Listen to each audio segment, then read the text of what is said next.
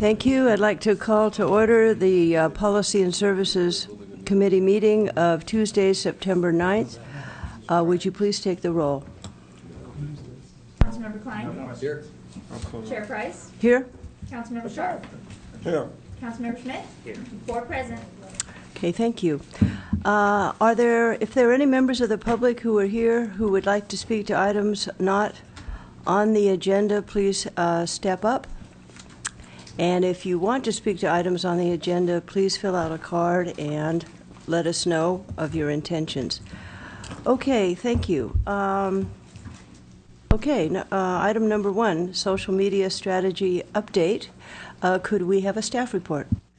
Certainly. Thank you, Chair Price. Members of the committee, Claudia Keith, Chief Communications Officer. So tonight we wanted to give you an overview of how the city is using social media and its communications, community outreach, and civic engagement efforts. So we wanted to start just with an overall strategy. Really the goal in social media is to create two-way conversations with the community. The social in social media implies a relationship building, interaction, building trust and authenticity. And so we're using social media as a way to really provide a direct connection to the community and beyond. And also to provide the city with additional opportunities and platforms to tell the city's story in more compelling visual and in many instances more immediate ways with photos, videos, and other kinds of things that social media lets us do.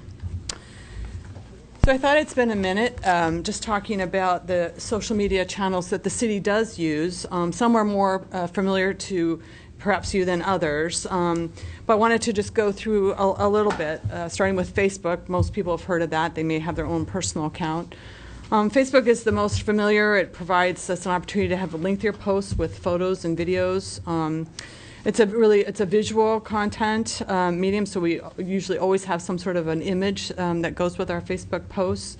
And I'm going to talk about engagement terms that we're going to hear a little bit in each of our social channels. In Facebook, a like means that a person is following our page, our City of Palo Alto page. A share means that they posted on their own Facebook page, and a comment is a direct comment to us. It's a direct response from somebody. Twitter is informational, short, quick updates, 140 characters or less. Hashtag, you'll hear that term, and that is essentially when you see in a tweet when there is a # prefix. So a hashtag is essentially like inviting someone to join a conversation on a particular topic. So, and it's also a way for us to be able to search for tweets. So say, for example, we searched the hashtag #RPaloAlto, which we've been using in much of our social media outreach. We would get a list of tweets related to that topic, so we can see who's using that hashtag, and it's sort of a snowball effect to see who's engaging and has joined our conversation. So that's the purpose of a hashtag. Some of the engagement terms that you hear with Twitter, and we'll talk about that because that's really the important measure in social media, is retweet. That means somebody on their own Twitter feed retweets exactly something that the city has posted. Reply, which is essentially sending us, great job. Or favorite, which is like a like in Facebook. That just means they like what you've posted. YouTube, of course, is a visual storytelling platform. The city's produced 6 or 7 new videos over the past 6 months on a variety of different things, including a comprehensive plan meetings, outreach events, our green bike lane, street paving. Again, there's a lot of research that shows visuals are really one of the leading ways to communicate, and so we really are trying to beef up our presence with short, snappy videos that kind of tell an upbeat story and have a nice tone to them. Some of the engagement terms that you'll hear associated with YouTube is subscribers. So if somebody has subscribed to our YouTube channel, they get a notification when we post new videos. Pinterest, which is something we've just really started engaging on a little bit. It's sort of like a virtual bulletin board, if you will. And the idea is to pin a photo or a video And so we've created boards for specific audiences. So you might say, great places to take your dog in Palo Alto. They're very specific to people who are interested in those kinds of things. So an engagement term that you hear, someone will pin a visual bookmark on our board. It's just another way in terms of engagement. Google Plus is a social network within Google. So Google Hangouts, you might hear about that, are essentially like chat rooms for people who are interested in a particular topic. People join circles to talk about that. The tech community is very involved in Google Plus, and in fact, it's the second largest social network behind Facebook. So we've been getting a lot of engagement with the tech community. We're not on it super actively, but it's interesting for the amount of engagement, for the amount of presence that we have on Google Plus. That tech community has really engaged with us. So some of the terms that you'll hear are +1, which is essentially like a like in Facebook. Sharing, again, the same thing, sharing on their network, and commenting. Nextdoor, most of you may be familiar if you live in Palo Alto, have joined Nextdoor. It's a private social network that's set up in neighborhoods.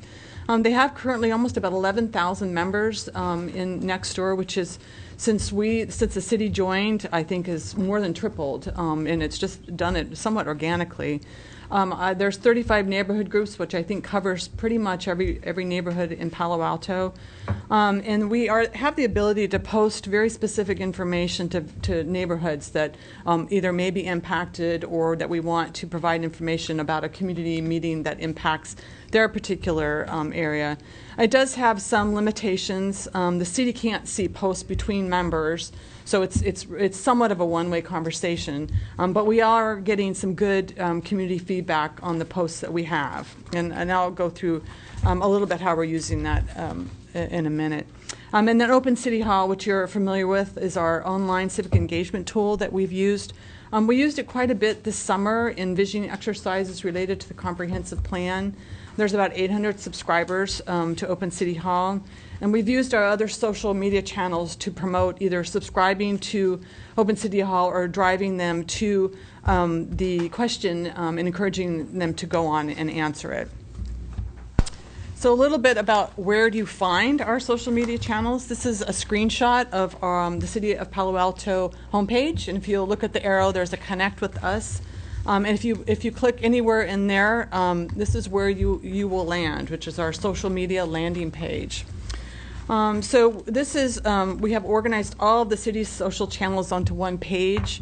The city has a variety of social networks. There's the City of Palo Alto, which I'm calling the official city networks. And then as you see, there's a variety of different departments and some individuals who have different types of channels. And so what we're hoping to do and what we're doing more of is integrating content and being more strategic about our messaging.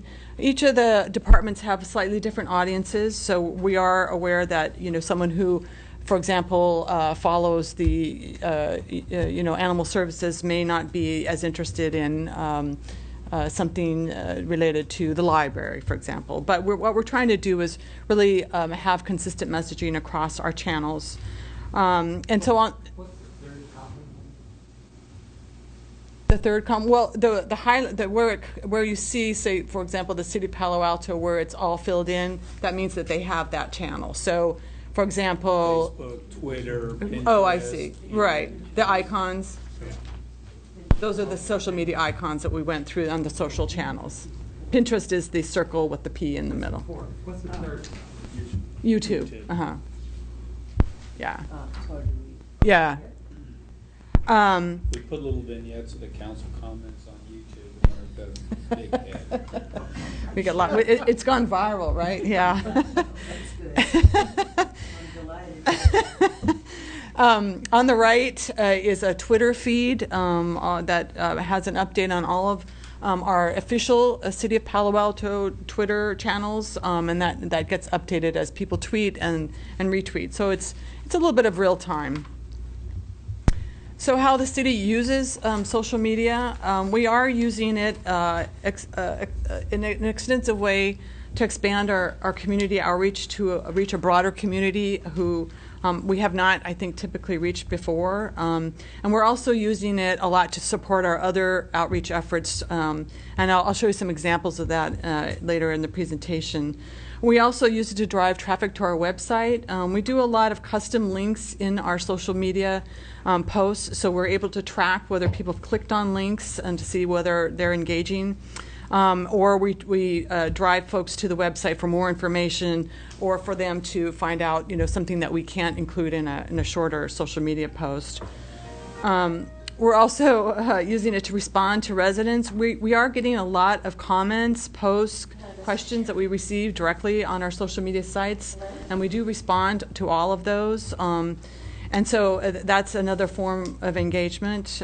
We also use, and this is really, I think, more for Twitter, as a news feed. So all the media covers us and follows us on Twitter. They often retweet our information that we post on our channels. So we broaden our engagement through the regular traditional media channels, because we'll post something and then they will retweet it or repost it to their audience. So we get sort of that ripple effect. And also some of our departments, primarily PD, uses Twitter a lot for immediate connections for breaking news. In fact, almost post exclusively their press releases on Twitter, because it's really a way to reach the news media directly. Again, we also use social media for neighborhood updates through Twitter primarily, and also through Nextdoor. Can I just interrupt? Have we shown you, or have you seen any of the police department's Twitter feeds and everything? If not, we ought to just show you little excerpts of it, because they're very specific on different crime or traffic kind of issues. But on the other hand, they do a lot of really kind of good community building. So, for example, we've seen series of tweets at one point where they would say, traffic patrol officers will be out on Middlefield between 3 and 4 this afternoon. That's the first tweet. And then at 3:45, there'll be a tweet with a car that has been pulled over by the thing, and the tweet will say, obviously, this driver isn't following us on Twitter to have known that we were out. Or they had another one where they had some donuts that had been put on the back of a car, and it's sort of said is entrapment issue with the police department. So anyway, they've done a nice job of building. They've got right. They have about 8,000-9,000, 8 or 9,000 Twitter followers, and I think the key is their humor and tone of voice and appropriateness, and that's really, really important on social media. You have to have that correct balance, so that, because in the police world, there's probably many dicey things that you really have to have that sensibility. So they've done an excellent job, and Zach Perone, the lieutenant there, has done a really great job. Just to continue about how we're also using social media, this is the Our Palo Alto website. For those of you who may not have visited, the URL is cityofpaloalto.org/ourpaloalto. You can also get there from our homepage. There is an Our Palo Alto button. You just click on that, and this is where you arrive. So we're using social media to either drive people to our site, to sign up for our e-newsletter. We've just started a new Our Palo Alto e-newsletter. We've put out 2 editions. It's essentially a monthly update. We have 950 subscribers already, which for 2 issues I think is pretty good. That includes all the people who've come to our community outreach events, who've signed up, and also we've had 300 or 400 people sign up just by virtue of promoting it through our social media channels. So we know that that's a really good way to build our community engagement. We're also using it to help drive people to answer questions on Open City Hall, and also for information on the comprehensive plan, which is on the far right-hand side in the design portion of it. That's the comprehensive plan update, which you can't see there, but if you click on Read More, it's a link to all the information that they're posting on the comprehensive plan. So I wanted to show some examples. I'm sorry. No, I'm in trouble. But I'm just, who's doing all the design work on it? Like the previous page. Tandem Graphics, who's done some of our other, done a lot of work with the city. It's not somebody on staff. No, this is a microsite that we're using for just the Our Palo Alto. It looks very similar to a lot of sites. If you look at the Parks Master Plan, things that are sort of a contained initiative. We've had involvement with them, but they're Yeah. doing the design. Right, right. So we want to have, branding and some recognizable things for Our Palo Alto. So in terms of how we're using social media in our community outreach efforts, this was the last visioning exercise held over the summer as part of the comprehensive plan effort. It was held on June 24th. So as part of the social media effort to increase awareness and understanding of the workshop and to encourage attendance as well, we did some pre-event custom content across all of our channels. And you can see on the left is our Facebook post. On the right is our Twitter, one of our pre-event Twitter posts using the Our Palo Alto hashtag for searchability. So if you can see on the bottom where it says engagement, the one Facebook post, we see the thumbs up. That's basically 49 people said, we like this post. We got 3 direct comments on it, and for one Facebook post, that's pretty good on a workshop. So we did this ahead of the workshop to create that awareness. We also posted it on Nextdoor and about the workshop. We did get a couple of people thanking us, so hopefully they read it, and maybe even hopefully a couple of them attended the workshop. Here's the day of the event using, again, the Our Palo Alto hashtag. We put out a couple of messages on Twitter about reminding people about the event that evening. And so all in all, that in the third workshop of the visioning process, it was the best attended. There was about 80 folks at the workshop attendance, and again, was one of our top Facebook posts for the whole month in terms of engagement. So we did another community outreach event, Coffee with Our City. It was on June 19th. You may remember we were at 7 coffee houses around town. And we did some pre-event social media awareness, and we asked a question just to get the conversation going. How would you describe Palo Alto as somebody who's never been here? And we got some interesting answers. So this is what we did pre-event. We posted it on Facebook and Twitter. So we got 68 likes, which is really great, just for people who are liking the idea. A couple of shares, which means they again put it on their own Facebook accounts, and then we also embedded special links to track who was clicking on our posts, and that's important in the social media world because engagement is sort of the name of the game. So we had some really good engagement on that. We had some interesting comments about how people describe that. We also posted on a Nextdoor and got some good community feedback where a couple of folks had actually gone to the meeting and said it was a good meeting at printers. We also, during the event, were live posting and tweeting. You remember Councilmember Schmidt was at our event at Phil's.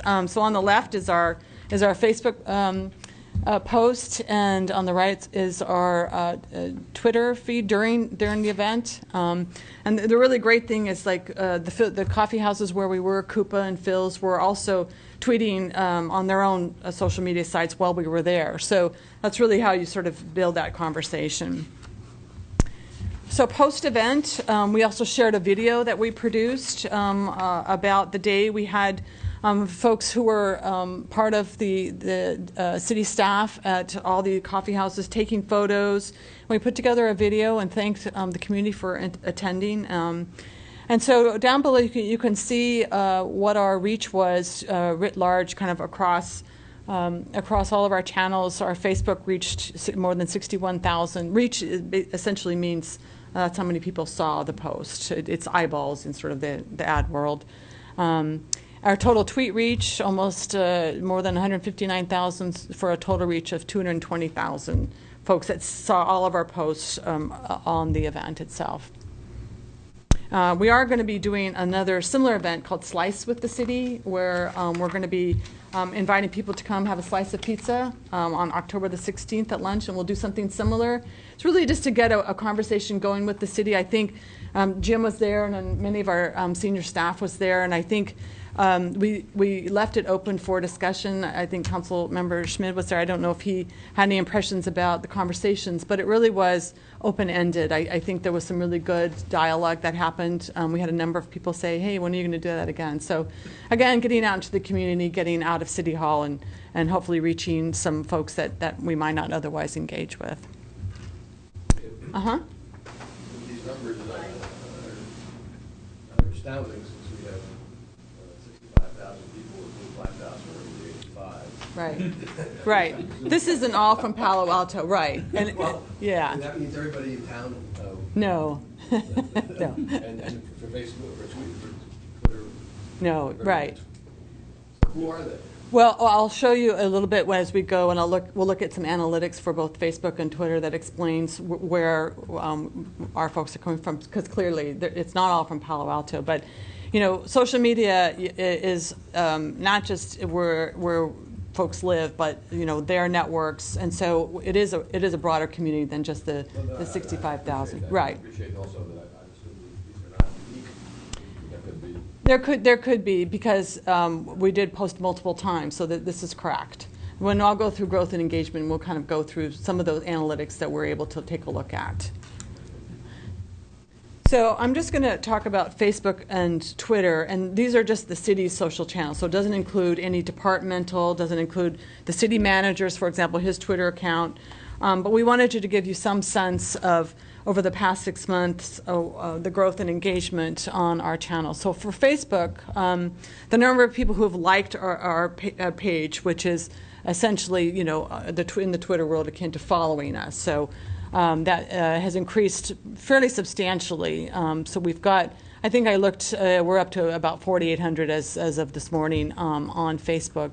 Again, our reach just for the month of August was almost 43,000 people looked at our posts. And Facebook is a little bit tricky because the more that you tweet, the more people engage, Facebook rewards you. It's basically how their algorithm is set up. So without going into too much technical detail, but your posts, even if you put it on Facebook, is not seen by every single person that follows your page. Facebook is very, they watch how active you are, and they reward you the more active, whether people are on your Facebook page, whether you're engaging. So it's a little bit of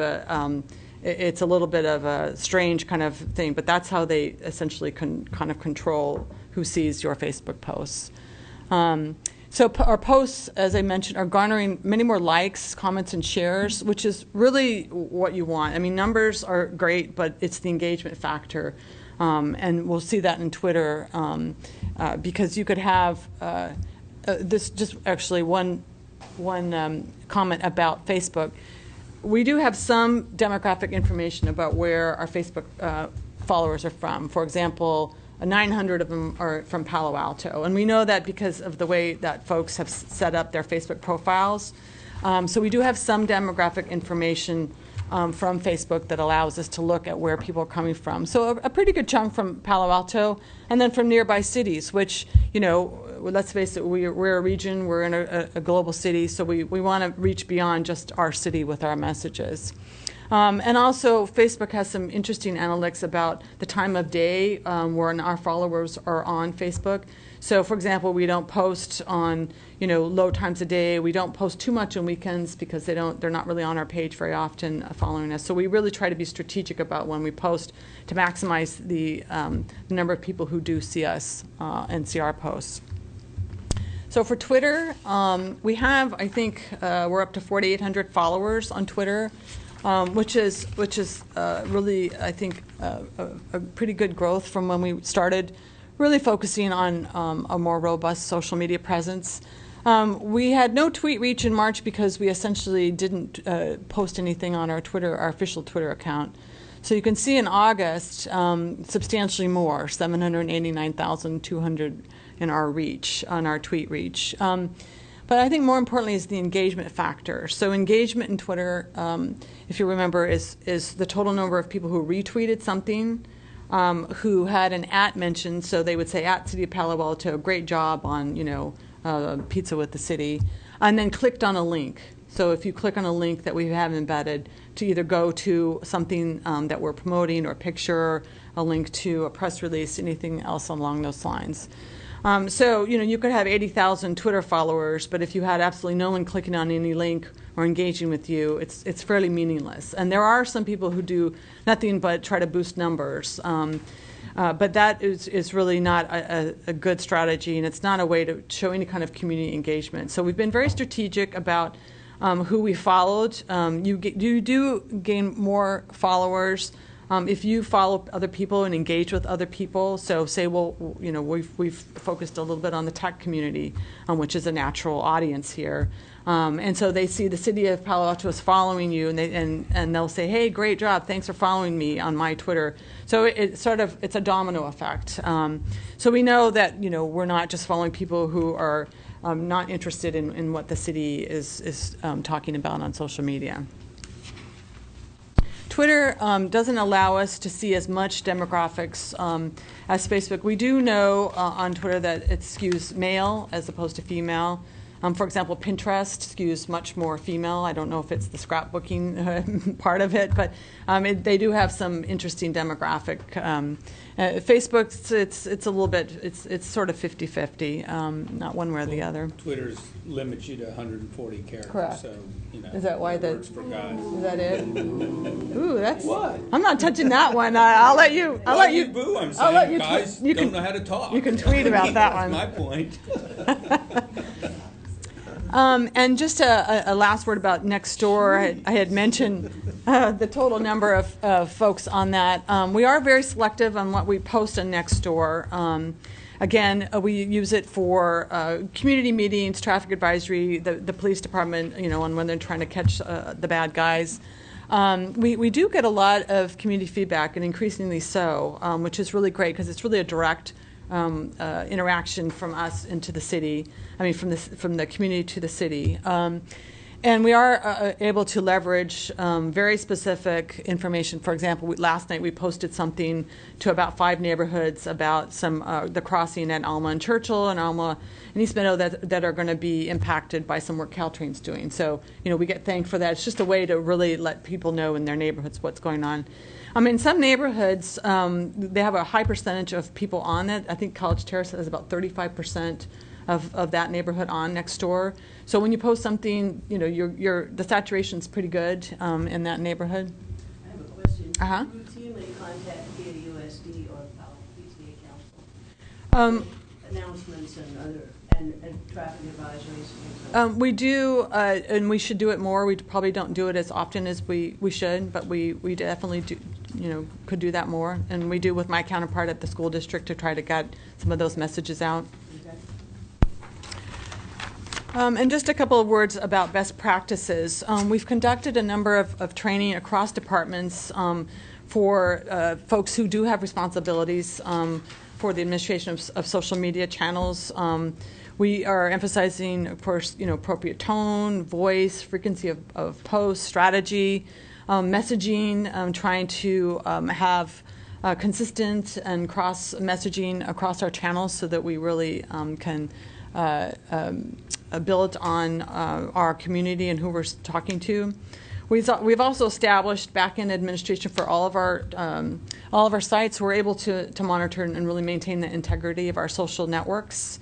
And we also respond to all posts and questions in an authentic way that we hoping build responsiveness and transparency. So when someone posts a question or a response or something that they're posting to us on social media, we try to get back to them with either an answer to their question or just a thank you for your concern, any kind of response to show that we really do want to engage with the community. It depends on what channel they're posting. If it's the official city channel, then somebody from my office does that. Like, for example, if we get, and it's mostly on Twitter, we'll get, what's going on High Street? There was some construction. So then I'll talk to our folks here, find out what's going on, and then we post immediately back to the person, this is what's happening. And lots of times we'll say, thanks, that was I didn't know that. So we really do try to get back with them in a timely way. So it's coordinated, and it represents the official information from the city. How much time does your office spend on responses per day? It depends. We have a contractor that's helping us with that. Depends on how active, but I would say, you know, it's a good half-time effort at least to maintain, monitor, you know, to make sure that we're being genuine on social media, because, you know, there's nothing worse than posting once a month and expecting people to come back. I mean, we've gained some momentum. We're trying to keep that growth and engagement going. In order to do that, you have to be active and strategic. So that's another point. Can I just say, Uh-huh. What about things like profanity, character assassinations, something that may sound or look or feel like a mental health crisis? How do you deal with those kinds of exchanges of communication? Well, a couple things. We do have disclaimer language, and it's across our channels. It's the same disclaimer language that the PD uses. It's very similar. So if something happens, so one, we can take it down immediately. So we've got that ability. So on the back end. And two, we haven't really had anything where we would say we need to forward this to, you know, the police to take a look at. We certainly have that ability, and we do closely monitor that. So I think it's twofold. One, you know, our ability to be able to control and maintain the integrity of our sites, and I think we've got a good handle on that. And two, to have any kind of referral, if you will. So far, we haven't had anything that sort of rose to that level, but we are very cognizant of that. We also do have the ability to, if someone, for example, is on Facebook or Twitter and is sort of problematic, we do have the ability to block that person and from being able to, you know, post and things like that. We've only had to do that once so far in the last 6 months. And you have a procedure, protocol, Yes. processes that you follow Yes. in that case? Yes. We do. Thank you. And just finally, you know, there's a multitude of ways for the community to connect with us, whether it's on our social channels, liking us on Facebook, following us on Twitter, you know, looking at YouTube, signing up for our Palo Alto e-news, which we're using as our main update, electronic e-news for the Our Palo Alto effort. Of course, going on Nextdoor, Open City Hall, and can always send us an email at info@ourpaloalto.org. So, that. Well, just a small one. So thank you for that presentation. One of the exciting things right now is the range of media that we're using, but the exponential growth that we're now starting to see. And I know from my own experience and the interconnectedness of this, how things accelerate, going back to Larry's question, for example, in addition to people across the community, all of us, for the most part, are following each other. So the police department and the city page follows me, for example. And so very easily, let me just give you an example. A few weeks ago, after the University Cafe accident we had, the next couple of days later, we had an accident on Bryant that was pretty significant, not life-threatening, but I happened to be the person who was out running, you know, was right there and sort of saw the thing and took the picture with the cops there and tweeted it then right away and copied our police department. They immediately retweeted it, you know what I mean? So from the public safety point of view, so what we're sort of building this cadre of people who are supplementing the work that on staff is doing as we build these connections. And it gets pretty easy then to simply retweet something, for example, for us to do things rather than having to do the original input. Right.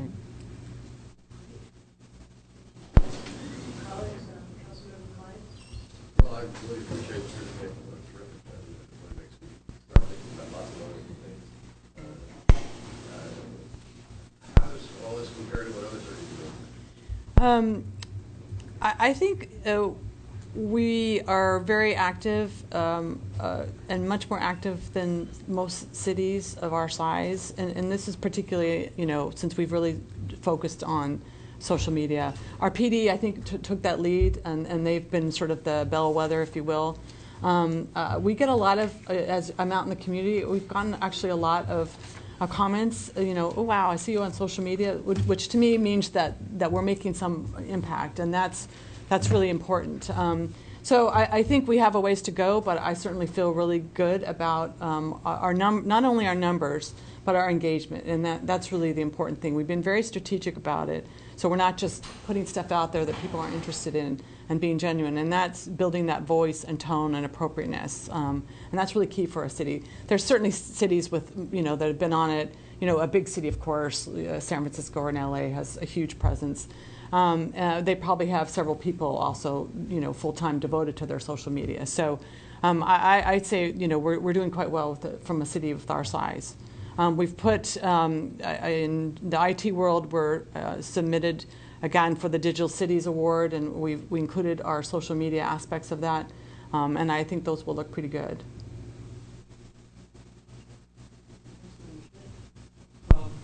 Just two quick questions. I know the Utilities Department of Public Works have people on call for emergency questions, what's going on on my street. Is one of the goals of social media to displace those telephone calls online? No, I wouldn't say displace. I would say enhance. Right. So the utilities has their own Twitter account, and sometimes they'll put on, a water main break at whatever it is. We'll retweet that on our main city page because we reach a bigger audience, and so I think it's really enhancing as opposed to replacing, because we always will need, a live body. Not everyone's on social media. We understand that. So I think it's really enhancing efforts. To expect increasingly that if a pole goes down in your backyard, that it will be on social media. Well, If a pole falls in your backyard when there's no... Well, someone called me about it, the voltage line down, and, with social media being placed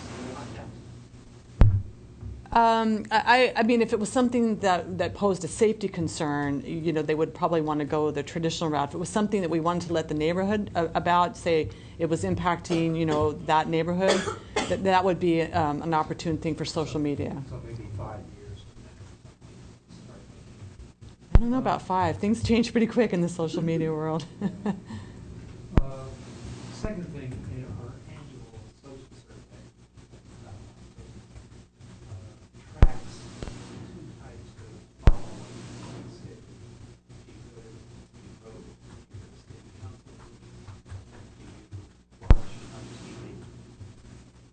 It might be something to that. I think so. On social media. I think that's an excellent point, and one that we had thought about. We didn't feel we had sort of the critical mass for this year that would have been a meaningful, but I think that's an excellent suggestion, and I'd really like to do that. Yeah, yeah. Mm-hmm. Yeah.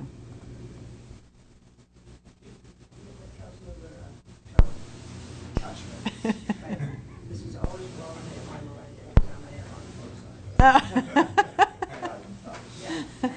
All right, so I thought it was a great presentation. Feel like we're making a lot of progress in social media.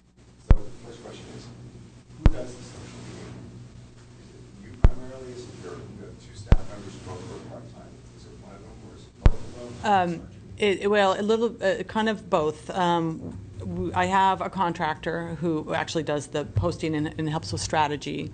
We're also doing internal training so that people for other departments are able to post on their own, because that's essentially, we need to train that core of folks. Every Monday, we go to what's called a content calendar for our social media. So they don't post anything without either my direction, my input. So it's strategic. We look at the week, or we look at kind of a couple of weeks out what's going on. I'll ask them, hey, can you post this? Whatever have you. So with my direction and sometimes myself or my staff person and this contractor who's really a part-time contract. Roughly, what do you think you're spending a year on? The contract for the social media folks, so far we spent about $40,000, which is a lot cheaper than if you had to hire somebody full-time to do that. And I have another, hourly person, so it's done very inexpensively, I would say, and that's, and that's just for our official city channels. So Not a lot at this point. So what kind of metrics have you developed to determine this effect? And what has been effective in social media? Engagement. We're looking at. People like the page, is that effective? It's not just one sort of measure. So whether they've clicked on a link that we've posted in the social media world, that means they cared enough and were interested enough to click on the link for either more information, or we directed them somewhere where they looked at something. So that's engagement. If we get comments directly from folks, and we're getting more and more, that's another measure of engagement. So metrics across social media has a lot of different components that kind of talked about. It's building your follower and your fan base, but again, strategically, so that it's, you might have people who are more influential. But to what end? I mean, what's the point of all this? What are we trying to achieve as a city? A couple of different things. In the communication world, if you're particularly in a community like this, we're reaching a different kind of audience than we would if we just sent out a regular press release, asked the local press, to do whatever it is that they do with it. And we're getting some of that. Our local press retweets things that we already have on our social sites. So I think the end goal for me would be a very integrated communications platform. So social media isn't seen as an add-on or separate. It's just integrated into the way that we communicate writ large as a city. Some people won't be on social media, and we understand that. But it's really broadening our community. If you're not out there, people are still having those conversations. You're just not part of that. So you're really not getting any benefit of what people are saying about Palo Alto. How can we hear what people are interested in order to be able to broaden that outreach? So I guess that's where I'm getting with this. Mm-hmm. It's one thing just to play with it, tweets back. Yeah. Well, another thing to say, okay, this is the information we get. How do you translate that to us as council members to know what the community's feeling, what's going on? How do you translate that to city departments? We've had 400 complaints in state utilities this year. Mm-hmm. Last year we had 600, so obviously they're doing a better job, or maybe they're not. Maybe it's just random. Well, how do you translate that into something that's meaningful, as opposed to, I click on a lot of things on Facebook. Right. That doesn't necessarily mean I'm engaging that much. It's sort of like, yeah, it's sort of cool. I enjoyed seeing that. I mean, I'm not sure just because I like the page that I'm really engaging with it. Mm-hmm. Are we using it if someone sees, potholes on such and such street, they tweet about it to you, and then someone picks that up and goes and fixes the pothole? I'm just trying to ask, are we thinking about this in a way that actually makes it practical and useful and gets things done? Or are we just sort of spending money and, sending stuff out there and not really getting a sense of what we're getting back? Thank you for your question, and I think it's one that we look at. So we are getting direct feedback, I think, from folks. And as I said, it takes sometimes that critical mass. So we're not just on there just to be on our social media channels. So we do get, say, questions about, what's going on. We've gotten, the sprinklers are running at some park. We check it out, and lo and behold, the day before it's been fixed. We respond back to that person. Thanks for letting us know.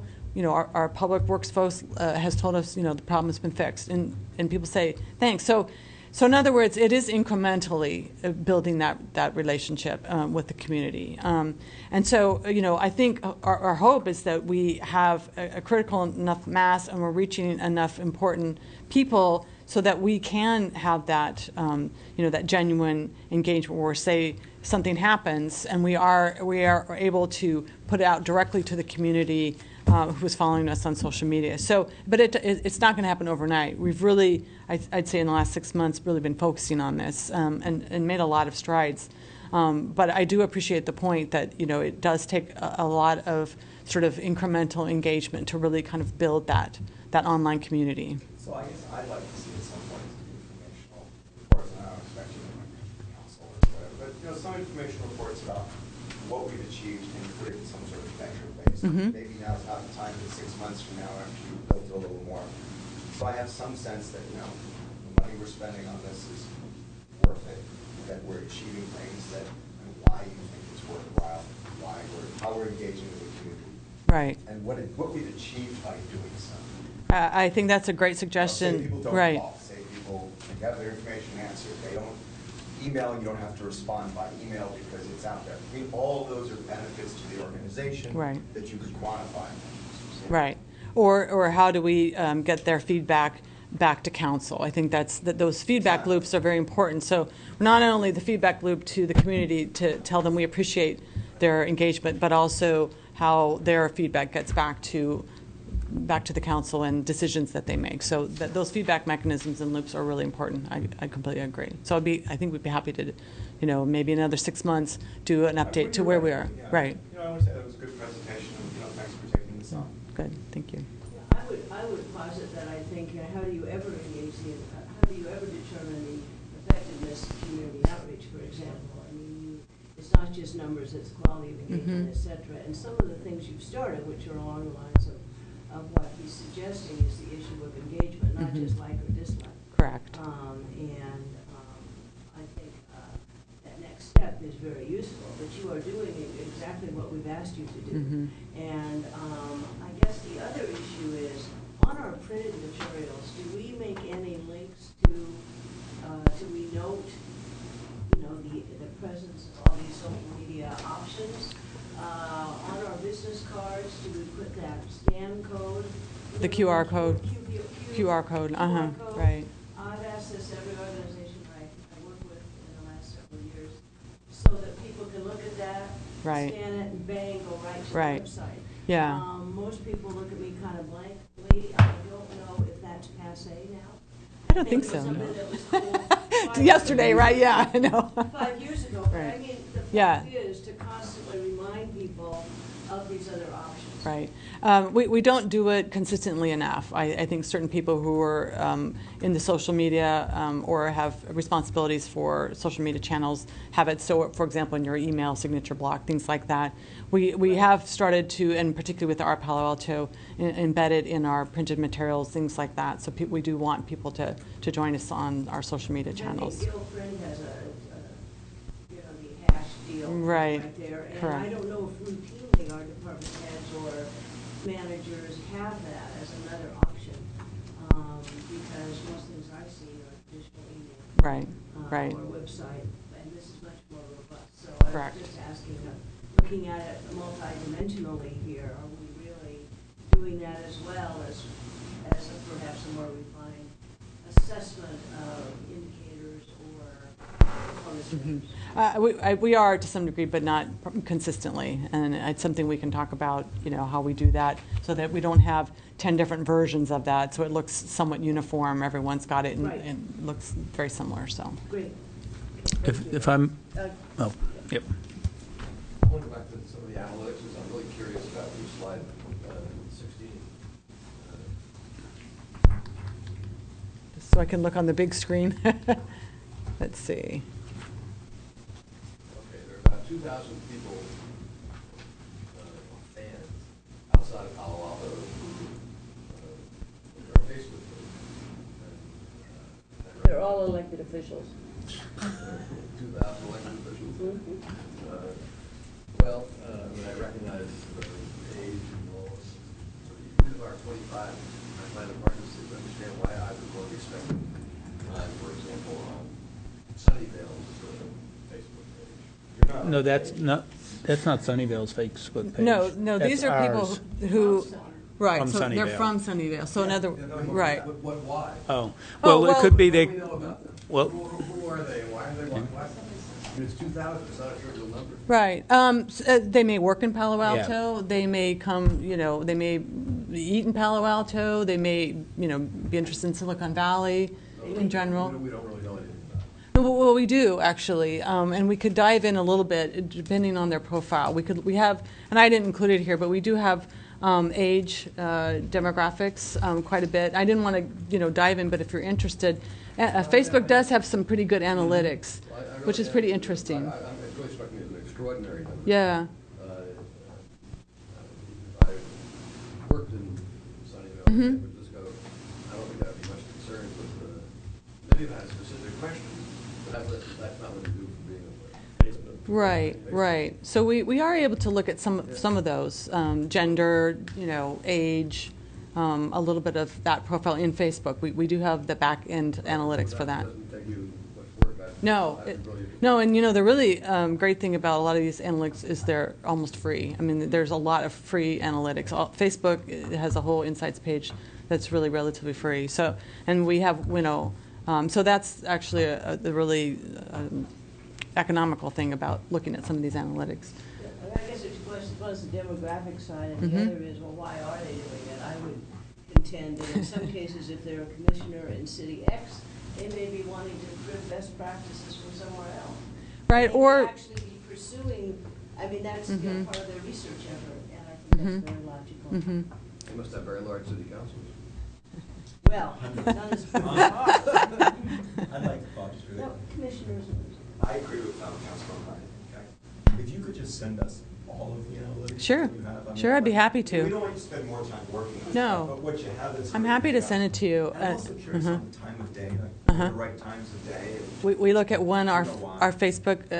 Some of it might be they're working people. I mean, there's really, What is the right time? It depends, and we usually don't do anything sort of mid-afternoon or on the weekends. So we are very strategic when we post, because then you maximize the number of people. So I'd be happy to send you the analytics. What we have. As I said, it's not a perfect world, but it does give you some sense, and it's fairly interesting. So I'm happy to follow up with that. Okay, this is very good. Okay. Thank you. Thank you very much. Thank you.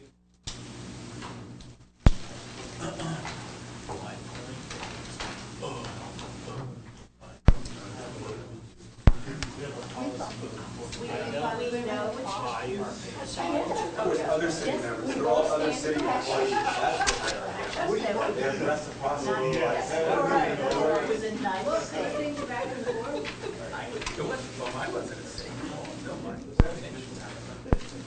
No, I meant your comment afterwards. How do you feel?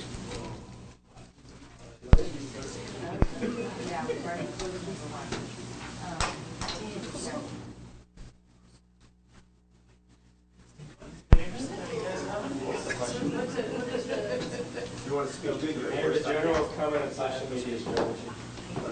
Okay, we just finished it, so keep it. 1 minute. 1 minute, you're on.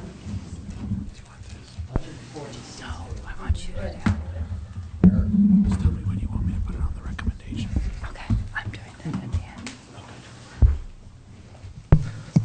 My name is Mark Weiss. I live at 1788 Oak Creek Drive in Palo Alto. Although I'm a product of local schools and was one of a handful of students back in '74 who got to use the HP 3000 at the district office, and I've been using computers 3/4 of my life, 4/5 of my life, I feel on a certain level they're overrated and overly prolific, and keeping with people like Jerry Mander, or even William Davidow of More Davidow Ventures, who wrote a book called Overconnected about feedback. I think we should be cautiously adding a social media strategy. Thank you. Thank you. Okay, agenda item number 2, review of committee and process for the Stanford Development Agreement Health and Safety Fund distribution. We have a staff report. Yes. Good evening, Chair Price and council members. Minka Vanderswag, Office of Human Services.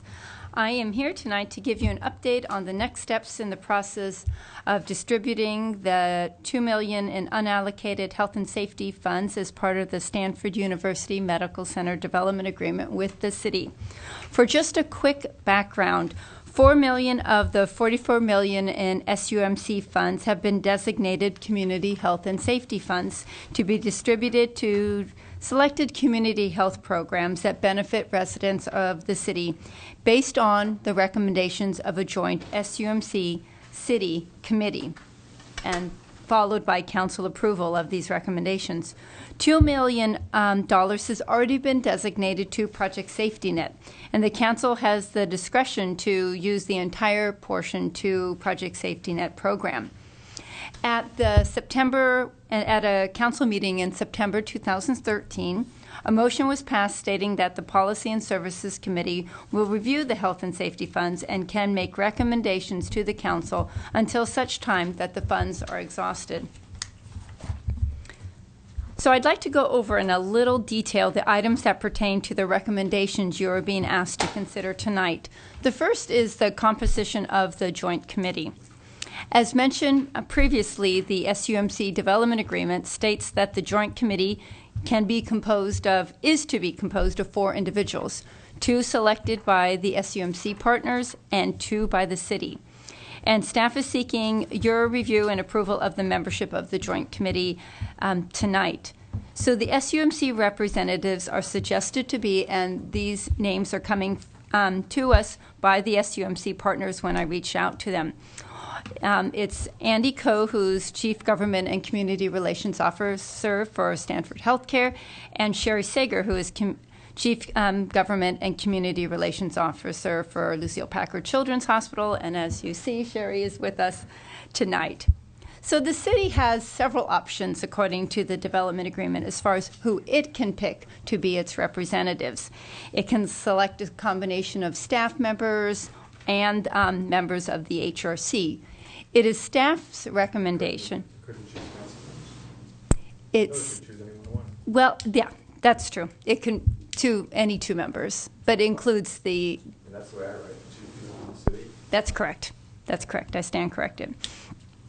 At this point, it is staff's recommendation that the city's representatives are myself from Human Services and a qualified member of the Human Relations Commission.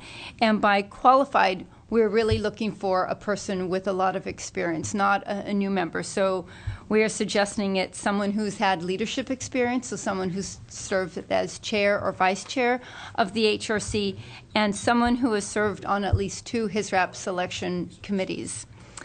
The development agreement itself does not give any guidelines as far as the length of the term or process to follow if a member resigns. So therefore, staff is recommending that the term of the current representatives be for 2 years, and that if a member resigns, each respective party would have the ability to replace that member. As far as the process is concerned, as with any new funding program, a variety of decisions need to be made prior to issuing an RFP. And an RFP process is the typical process that the city has used in the past for instance, HISRAP and CDBG. And it's a process we anticipate following for this funding as well.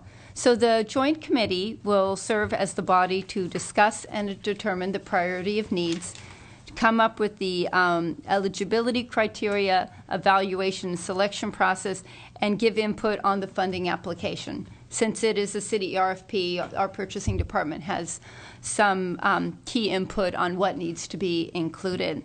So I will be the lead city staff member on that joint committee if that is approved today. And I've been asked that Office of Human Services oversees the grant program as we do with HISRAP.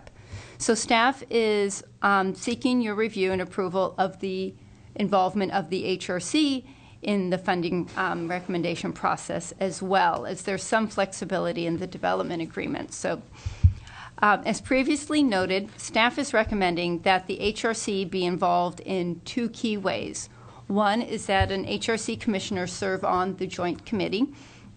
And the second is that the Joint Committee's funding recommendations be presented to the HRC for their review and recommendations before proceeding to the Policy and Services Committee.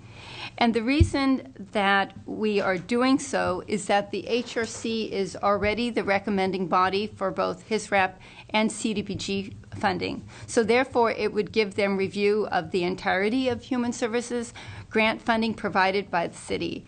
And staff feels this would ensure a more diverse funding base, non-duplicated agencies. They would have understanding of all the agencies that are currently being recommended to have city funding. So staff is also seeking your guidance as to the expediency of the fund distribution and what the funding awards would be. So if it is your recommendation, there's $2 million. If your recommendation is that it's spent as quickly as possible, that we do an RFP, we say the funding's for 1 year and we spend all the money in 1 year. Or if we do it like HISRAP, that it's a 2-year cycle, they get each year of the 2 years, they get basically the same grant amount. So it could be set up like that. It could be set up that we do 2 series of funding cycles. So staff is really looking for your guidance on how quickly you'd like the funding to be allocated. So there's a draft timeline of the distribution of funds in your staff report. And the first steps in that is to get your recommendations on the items mentioned tonight and bring that to the full council. The hope is that we can distribute these first grants early in fiscal year 2016. So follow a timeline very similar to HISRAP and CDBG, in that the RFP would be issued sometime December, early January. It would go, if that is your will, to the HRC before it proceeds back to policy and services, and then bring it with the budget process in April, May, to the full council for their final approval of the allocations. I've also included at places this evening just a very draft eligibility criteria evaluation and selection process. That is basically the same process we follow for HISRAP.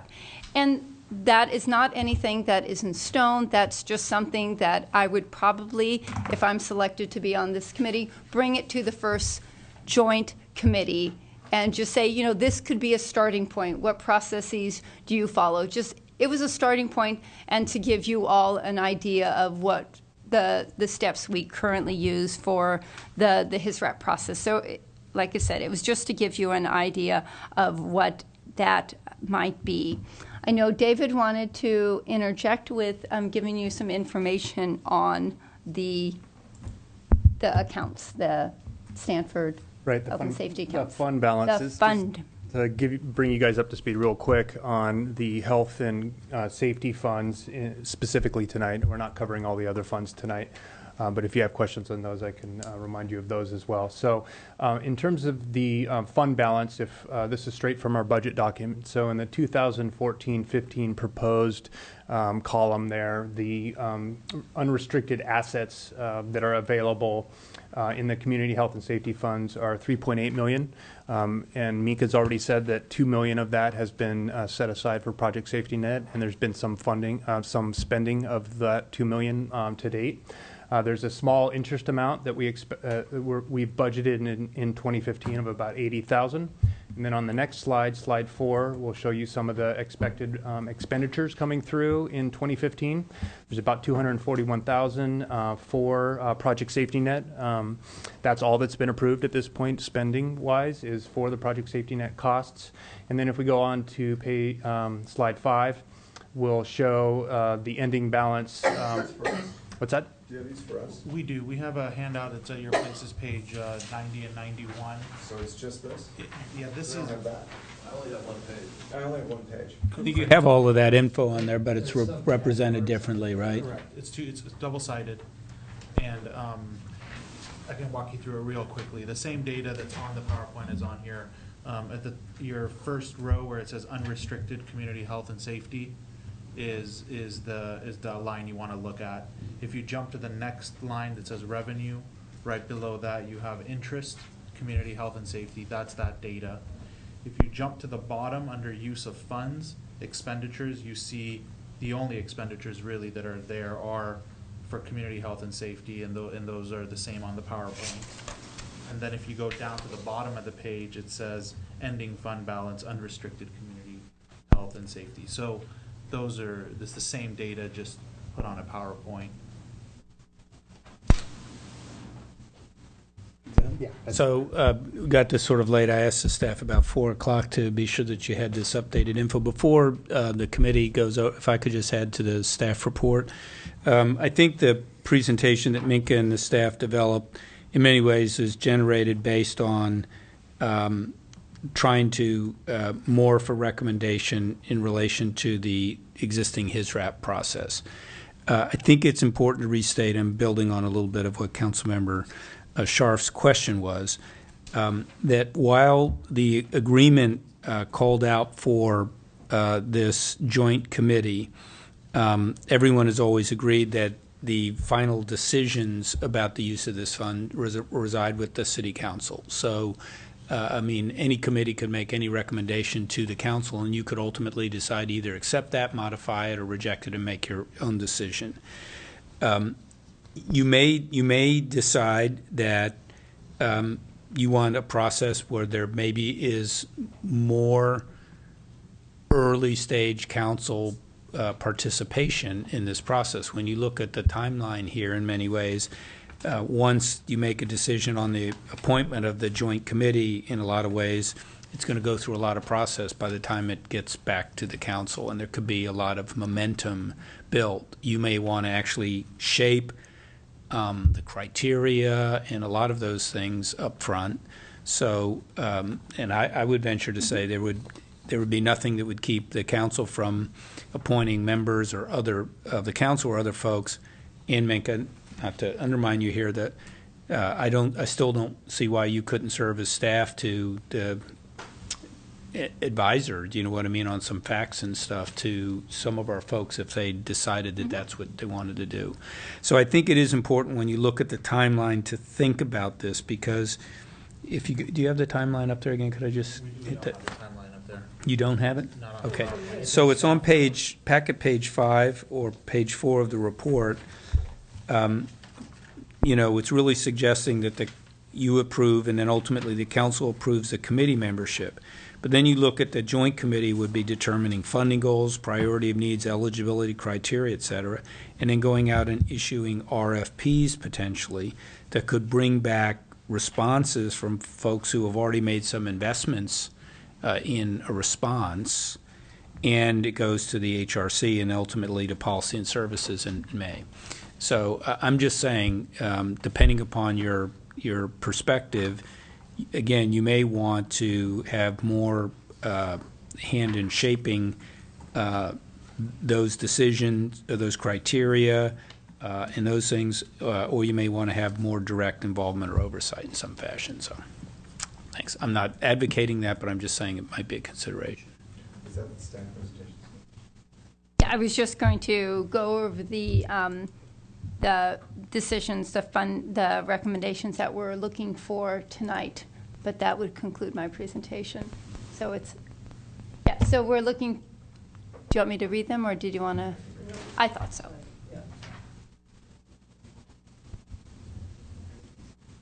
All right, so I really appreciate the presentation. Obviously, you put a lot of thought and hard work into putting this together. But for me, you've gotten the cart way before the horse, not even a little bit. So I guess the first thing I really want a decision, in my view, is to be made, is that we allocated enough money to Project Safety Net, because we could allocate all of it. Where are we on Project Safety Net? We have $2 million. Looked to me like you were going to spend $250,000 on Project Safety Net. 241, right? That means that the $2 million is going to last, what? 5 more years. 5 more years. Right. So how do we feel about that? I mean, do we want Project Safety Net to continue? Do we beyond that?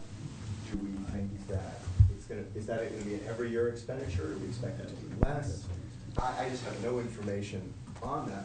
And one of the things, and I guess I'd step back in a little further. I think Project Safety Net was one of the signature achievements of our council. In fact, I think it was really important. It really meets the need. And I don't know, maybe you're telling me we don't need Project Safety Net after 4 or 5 years. That's not my sense as I sit here today. But I don't have any information from you. I would expect the staff report, frankly, to start with Project Safety Net. Say, this is where we're spending the money on it. This is how long it's going to last. If you don't spend more money on Project Safety Net or figure out a way, you're going to have to either get rid of it or fund it out of the general fund. And so for me, that's the first decision, is we allocate all the funds toward Project Safety Net or not. If we choose not to, and we think that, what are we going to do with Project Safety Net? Are we just going to let it run out of money, or are we going to say that it's going to be only sustainable for those number of years, and then we're going to let some other council decide? What are we going to do with Project Safety Net? So that's important to me, that we be fiscally responsible. Think about that, how that becomes self-sustaining, and what we do with that. Because that's the one thing in all of this thing that bothers me, is these are one-time funds.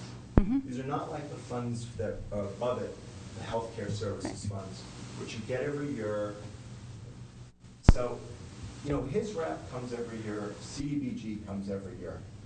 So I don't really get why you would take one-time funds and create this large process with the Human Relations Commission where you go through this whole, you know, and it's not, I mean, the money gets used fairly quickly. In fact, you said to us, we might use the money all in one year. So I didn't really understand any of that. The other thing I didn't really understand is this says health and safety programs. And it seemed that staff was purely thinking of this, frankly, as just more CDBG money or more HRAP money. And I guess I think like we're setting up our own grant program and we're giving away the money. So I'll give you some other thoughts. Maybe, and I don't know what the best to use it is, because what I thought was going to happen is staff was going to come to policy and services and say, these are the needs in the community. This is where we have a shortage of funding. Policy and Services Committee, what do you think of those? How do you think we should spend the money? How do you think we should think about it? So I'll give you some thoughts. I think safe routes to school is very, very important to me. And I think, you know, that is, and I think there's going to be a lot of traffic created by the hospital projects, frankly, and kids are going to have to cross El Camino. I want to know that those kids have really safe approaches across El Camino for the impacts of lots of traffic coming from the Stanford Hospital project. I think that maybe walkable, safe routes to the bypass, maybe to the hospital to visit people. I don't know. I mean, you know, there's also the Stanford Shopping Center. I mean, we're going to have a lot of traffic cutting that off. I'm thinking about those kind of things. So that was part of it. I also was thinking other safety stuff. There's crossing guard issues. That maybe we have enough money for that, maybe we don't. But I don't know as I sit here, and I wasn't really prepared to say what we should do, so I'm just sort of saying this on the fly. But I want staff to come and say, these are the needs in the community. You know, what do our citizens need? You know, so anyway, I'll leave it at that, maybe get some feedback from staff a little bit on those sort of thoughts. Okay, and I'll ask Jim to. I think I would like to hear from both ladies before we staff. Okay, that's fine. Do people have other comments? Yeah. I do too. Okay, let's start with Councilman Time. Councilman Schmidt. Well, I agree with Councilman Sharp as to the overarching way. I think we have gotten ahead of ourselves. I had envisioned the major decision being whether we're going to make this into a boundary, or whether we're going to try to spend the money down. We have the same discussion on the other aspect of the spending money, where the council's decision was just one-time money.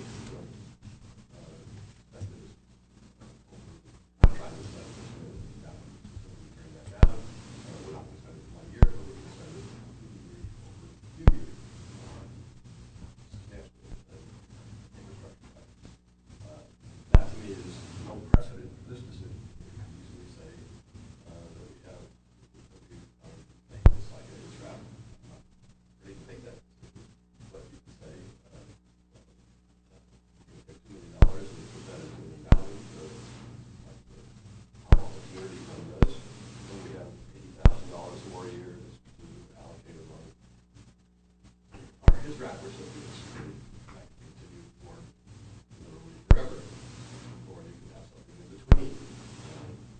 I was pretty clear in my own mind that I think Council did say $2 million is private safety net. And again, you could say it's not going to run out in 5 years because you set aside $2 million each endowment. It's going to earn $80,000 a year, and if we're spending $250, yes, it's practically going to go down, but it's not going to run out until 10 or 15 years out of 5. So I think there are all types of issues like that running around, and as to the one-time expenditures, I don't know of any right now, but I would hope staff or our nonprofit community might say, gee, we have an identified need to build an X, which would cost $1 million, which is only $500,000, we can really accomplish something.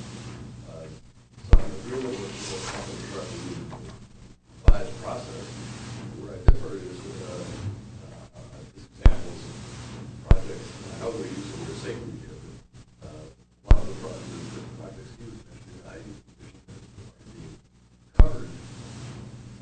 yes on measure B, right? That there are a lot of other projects that are in our list of projects. So what's it, $15 million in there. No, I was wavering on that until you just said that. Now that you said vote yes, Larry, I'm all in. Good, all right. What, now for all those people out here that think that it's, we're on the air, vote yes on me, and we'll take care of all those things. But anyway, that's almost, that's further down the line, I think, is this to sort of more of a. So Larry, I just wanted to interrupt what you said. The examples were just examples. You know, and I said, I wanted staff to come forward with a group of projects, needs in the city, other things. I think it's broader than what you think it is maybe, but that's really not what I'm trying to discuss here today. I just wanted to make that clear. I wasn't advocating for that particular issue. I was just saying, let's look at it holistically. And I guess I was focusing more on the health side of the equation, which is not covered elsewhere. Just for example, and I'm just creating this out of my.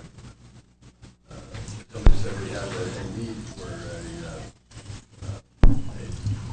project in town that would take care of some unmet disease, the Ebola clinic. So we should do that. And just one more comment I want to put, and Greg had to say, that is, I think before we allocate more money to the project, I think that really needs to have a very deep evaluation of it. That's some ongoing controversy. I'm not afraid to declare it an unqualified success. We've had a debate for the last several years, whether it's suicide prevention or water mental health. And in my mind, it's never been totally resolved. For Bryce and I have discussed it many times.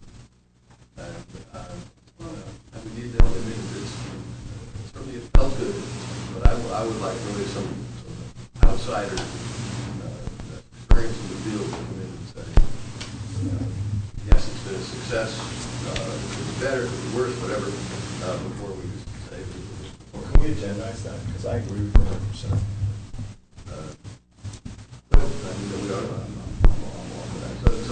I just think we have a lot more work to do. And that was my point. All right, let's get over to the agree or disagree. Yeah, I agree with the general point.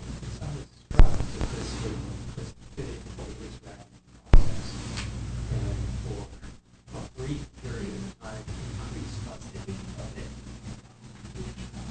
And would we lose opportunities for thinking? So, excited about jumping into that process, although each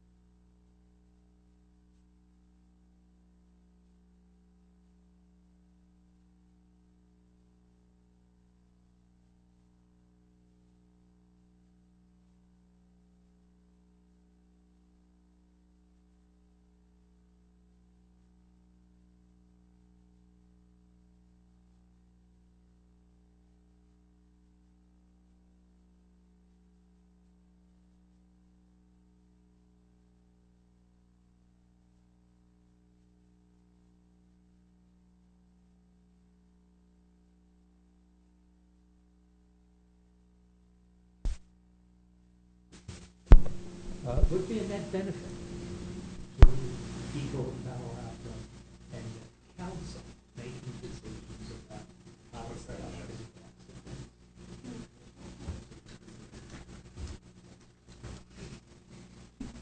So, you know, a small portion of this fund, $50,000, to create an endowment that will last for 10 years and bring Stanford back into the community. When it makes sense. So just an example, before we commit all these funds to a draft process, with an RFP, where, you know, as the numbers show, you hire one person, let's at least explore, are there alternate ways of using this fund that might have a long-term impact on this community and this council? First of all, I want to thank you for the work that you've done, and I think this was a good start.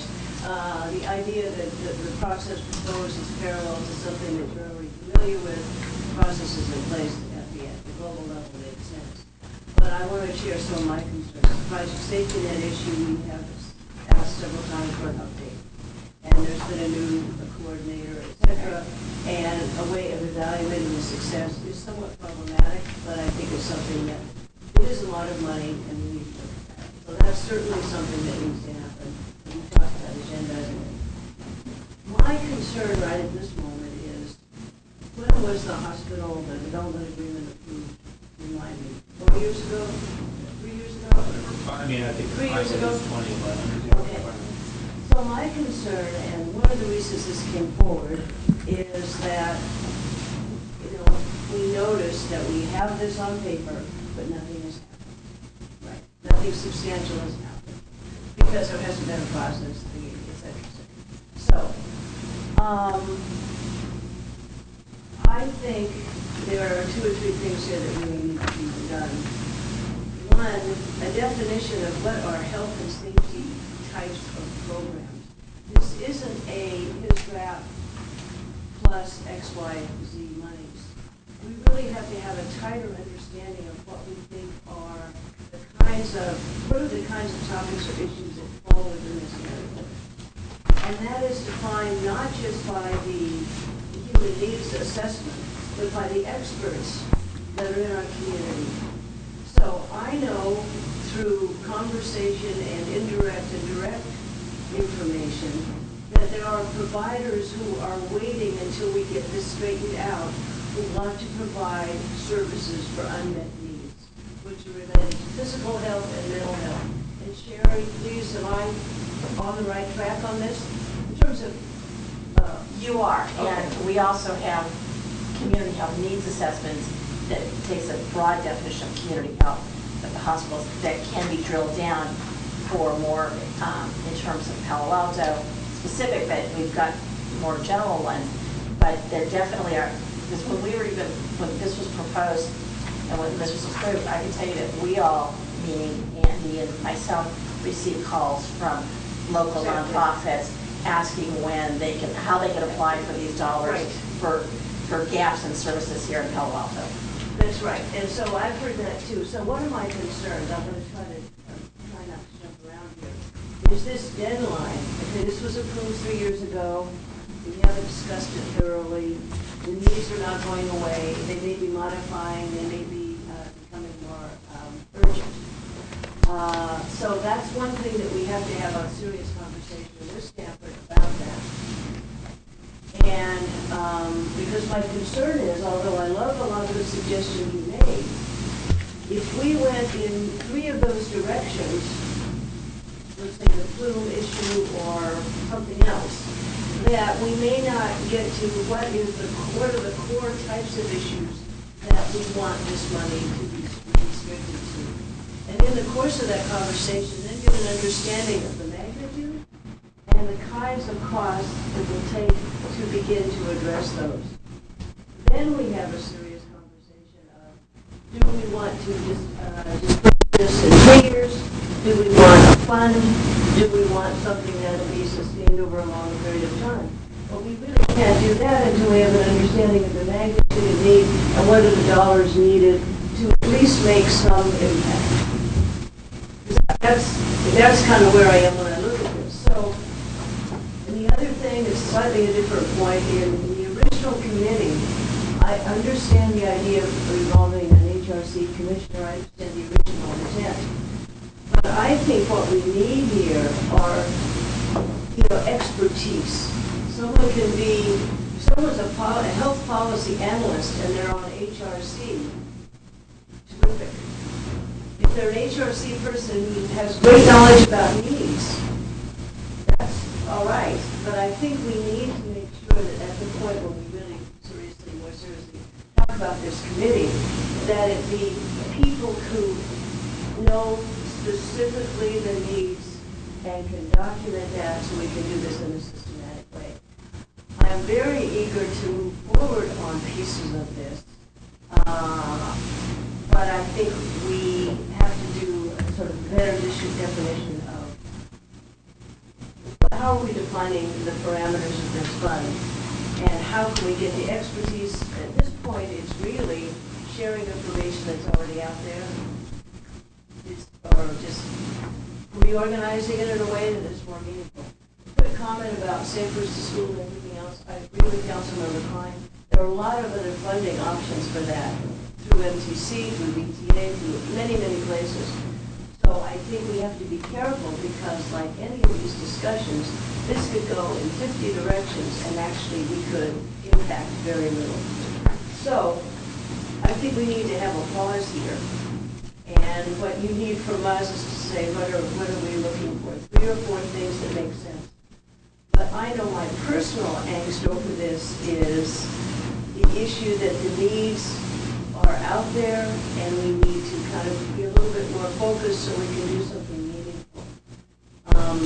This process puts it out until 2016, and I understand where that comes from, but I think we can do better than that.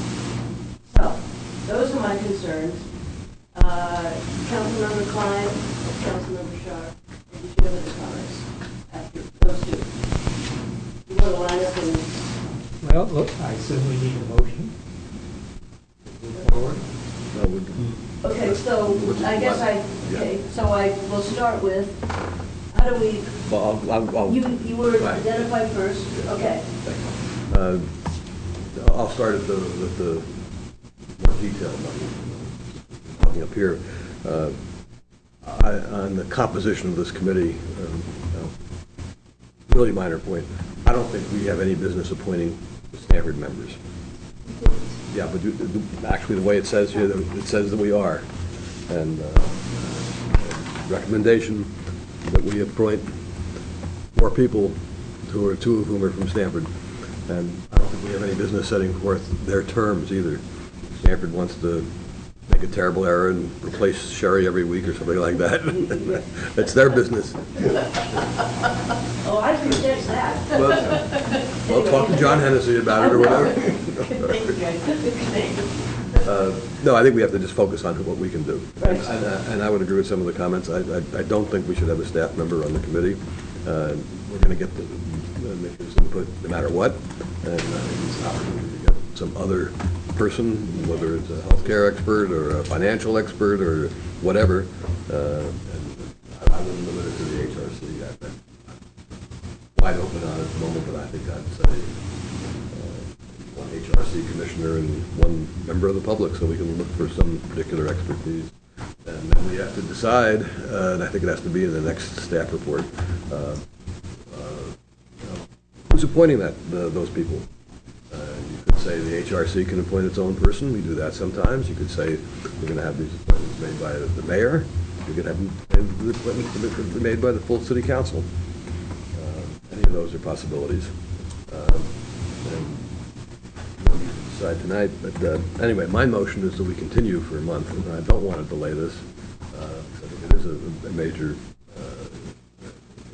The money hasn't been available since 2011. It was paid in really in 2013.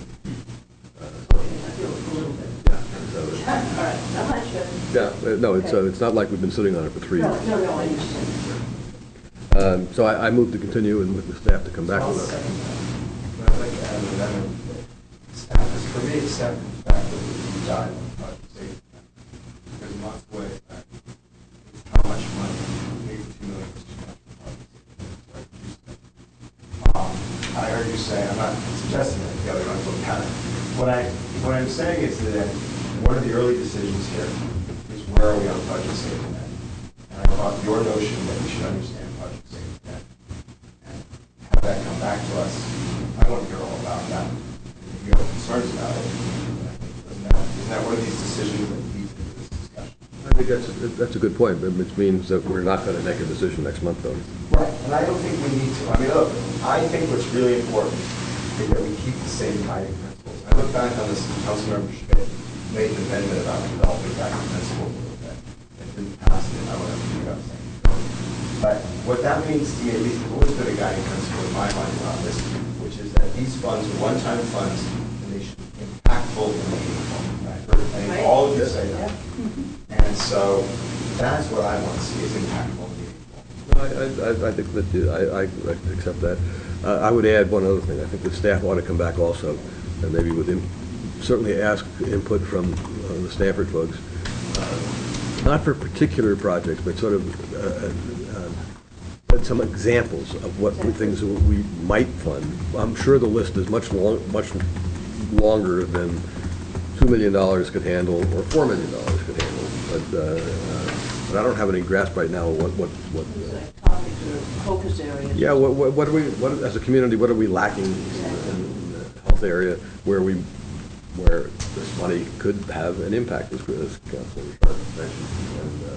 And it would be nice to have a menu of a half dozen or so, or something like that. At least to get the feel of what we're talking about. No RFPs, no, just off the top of the head. Here's what we need. And that's what we were planning on doing With a little all along. information about that and order of magnitude, I mean, is this something that can be addressed with theoretically 50,000 or 5.2 million? You know, Right. so there was a sense of. Right, and that's definitely what we were planning on doing all along. We didn't come with specific projects because the development agreement it's almost mute about the definition of health and safety. And that's why we really were going to take the members of the Joint Committee to take the expertise from the two Stanford partners and whoever, was selected in the end from the city partners and talk about priorities. Listen to, that's a process in and of itself. I mean, I put a draft timeline. I mean, that just a draft that could be blown out of the water. I had no specific attachment to that, but it was definitely our intention all along to come up with some definitions, to talk about needs in the community, to be able to source certain documents that inform those decisions. It wasn't really just going to be say, hey, what sounds good to you, and that. There was going to be a lot of careful thought put into that. I just, did not expect that staff would be asked for those kind of questions tonight, because I really anticipated that to be the work of the Joint Committee and so forth. Well, so I can speak. I think we were trying to limit the work of the committee by at least saying which way we want to go. There's a real difference as to whether we're going with what I would think of as the endowment approach, making ISRAP a little bit larger, or whether we're going the route that we took with all the other Stanford money, which is series of infrastructure projects that where the money will be spent in a finite period of time. Yeah. Yes. Thanks. Well, so I mean, I think the committee's really right on track, and I mean, I think there's three main things that I was taking notes on here. That and Greg is exactly, Councilmember Scharf is exactly right that. You do get much more support when you say Greg is absolutely right. I got that's 50%. The non-Gregs. So you have this policy question about what the guiding principles are, what's the return on investment, maximum impact, whatever it is, and that partly is related to the time frame issue. So the endowment issue. I didn't think, Greg, was necessarily landing on it, say a particular capital type project thing, but an example of is if you have one-time money, is there something that is lasting if you spend it in that way? In the same way, if do you parse it out in an endowment over time, or do you spend a bunch on operations that, you know, depending upon how you want to do it, you could spend it all very quickly. You've asked, though, for an assessment in a sense of both Project Safety Net. I agree with Councilmember Klein that we're going to need some sort of outside review to be able to do a Project Safety Net assessment for lots of different reasons. I mean, in many ways, we're all too close to it, and on the other hand, there's some expertise that we might need to have. But then this whole issue of, okay, how do we earlier on identify the range of kind of needs that we have? I will tell you this, unless something has changed, Stanford has a long list of things that you know, that they would be very ready, I'm sure, once with the committee got together, to identify here's a whole host of things and to be able to advocate for things. On the city side of stuff, though, and I'm not being not diminishing Minka and our staff's capacity, but the truth is our health and human service function is pretty much like Minka right here, in addition to all of the other sort of tasks and duties that we have. And I don't really think we have the capacity for just our staff to be able to come back and say, what are the array of kind of things that we have? Now, Minka was just explaining now that, well, this was sort of the idea of this committee, but I agree with the committee that this was feeling way too solid and on a particular way, in the Policy and Services Committee has to have a better idea of what the range of possibilities are there, also to help you with this guiding principle idea about what you want to do. So I think that we would know how to come back in a month, but I think part of what we might want to do is help shape the dialogue. How do we get more meaningful input about what the range of possibilities could be, even in that time period? Is that woman right behind? And right, she's there. But we may also argue with her that we want to steer some of it also in some other directions too. Maybe, Sherry, you want to go up and make a few comments? I'd love to. Good. Because what I'd like to offer is that we can, What I'd like to offer is that we both, Lucille Packard Children's Hospital, Stanford, and Stanford Healthcare, can provide to the committee the last community health needs assessment and our most recent community benefit report, not to suggest that those are the projects to be funded, but to give you a sense of the scope of the issues that impact this. And I'll tell you, the issues that impact the valley, the county, are the same as the city. I know the pediatric side. So I'll tell you, on the pediatric side, it's access to care, it's mental health services, and it's pediatric obesity are the top three. There are probably 4 or 5 others. I don't know all of the ones on the adult side other than senior issues and senior health issues. But we could at least give you the data that we've collected over the last couple of years, our most recent reports, so you can see the kinds of things we're doing and where we can supplement, we can leverage, we can build off of. And then you can go from there, but it can give you some focus. And Andy's on vacation, but I will talk to his team tomorrow, and we can get that out to all of you within the week. I'd also suggest that we consult with Avanitas. And Sherry just triggered by saying senior care and then. Absolutely. Oh, sorry. I will tell you that historically, both Packard and Stanford, maybe because I was on Avanitas board, have given and contributed to Avanitas projects, but they were one of the organizations early on that came to us and talked about this. You know, we do stuff with the school district. There's a number of local mental health, adolescent services that go beyond Project Safety Net, and so that are a little broader based. So in some of those you'll get an idea, because we have some listings in there of different organizations that have been part of our community advisory committees as well. I have a question of Sherry. Do you work with I'm assuming so, with the Herd Alliance in terms of these are mental health care practitioners who are very knowledgeable about community need and need for more capacity and service?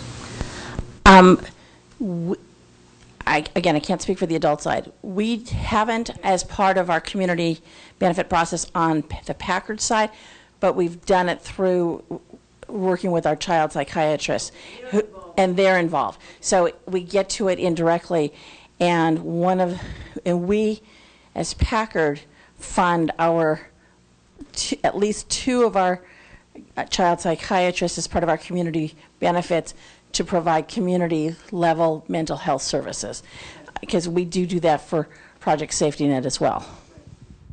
Thank you. Helpful. Councilman. Sure. So, yes, I thought that was very helpful. So what I took out of that conversation, just so staff's clear, is that you will consult with Andy and Sherry. Come back with us with some of the range of items that we have, so we have a sense of what that needs assessment. We'll have that as part of the possible. Avenidas. And Avenidas as well. Could I just ask If the council, I mean, if you know other, I don't know, say, experts or whatever here that would really say, look, let's put it out there. We have $4 million. What's the most impactful way in relation to, well, I mean, ultimately we have $4 million, really, to be looking at this. There's got to be a couple of other people in some fields who might be able to give us some helpful information between now and then. And so one of the things we did, which I thought was kind of cool, I never remember the name, we put defibrillator, right? And that was something that really benefits everyone in Palo Alto. Having a heart attack, it's there. Also really interested in stuff like that, which saves lives, which you don't necessarily have. That's really, and I don't know what those are, because I don't have the expertise, but if there are stuff like that, I'd love to know.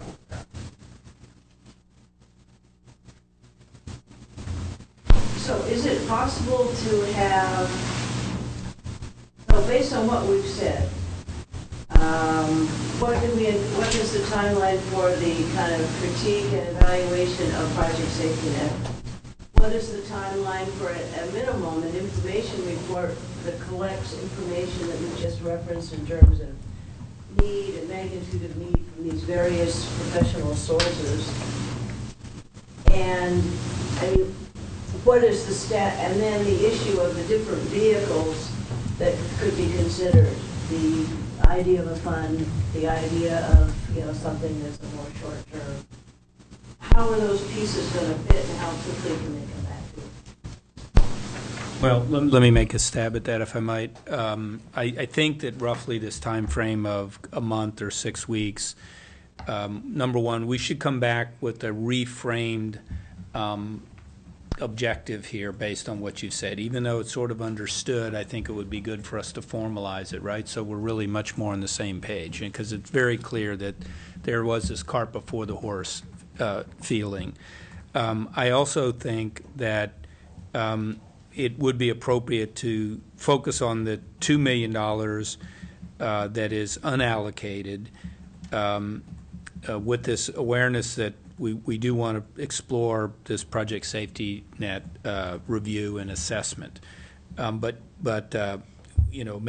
we could come back in that time frame and say we're in the process of designing what that review process might be, but at the same time we could also have a discussion focused based on Stanford input, Avenidas, and some other folks who could maybe be available, not only just talking to us, but to be available at this session. So they start to populate for the council the range of demands and needs that are out there.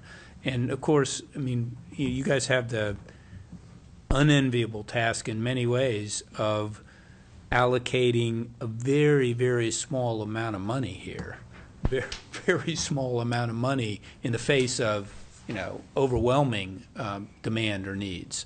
And so it's going to take some discipline, I think, to be able to do that. But I think if we looked at this next section as a way of, you've structured how it is you want to start to really resolve this, and we could also come back with the ability for people to give a real picture and some details to you about needs, deficiencies, investments, and return on investment in some way.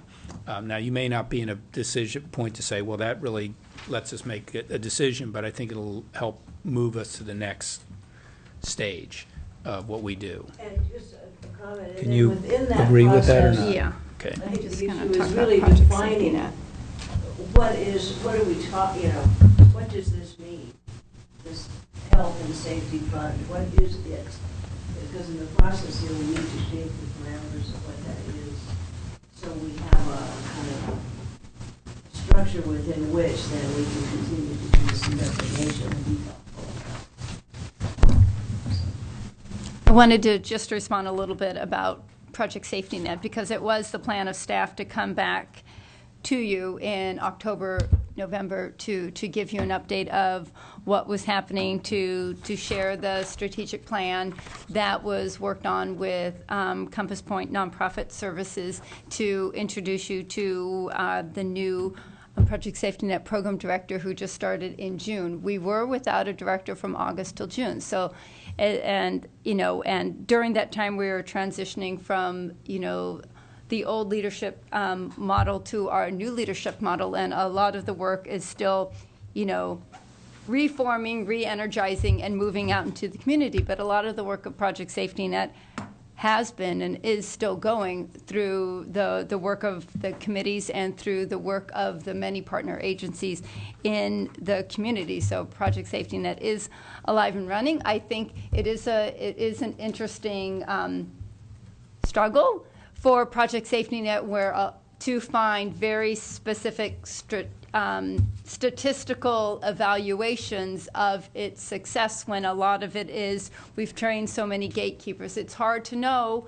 I've looked at the police logs, I've looked at the guard logs. It's hard to know, did we deter someone from going to the tracks by virtue of the work that our partners are doing, by virtue of having the track watch out there. So it's something that we definitely staff have talked about, appreciating the work of a type of consultant to really help us formulate some really strict metrics for it, and not just a lot of good anecdotal information. So that's something we are cognizant of. Now, my question is, was the original intention to bring it to the city council as a whole? Yes. For an update, because we have asked for that.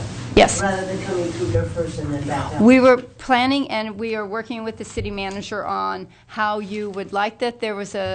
There was discussion on the staff level. Can that come? Can we do a study session the same time the HRC has a study session? Would you like that as part of a regular council meeting? So that's something that I have been in discussion with my supervisor of working with Jim on how you would like. And you're free to let us know tonight at what level would you like that to be, a study session to council, because we, are excited to share what's been happening and our plans and our vision, and to give you that update that we are overdue in giving you, very much because of the lack of having a full-time staff member associated with that program.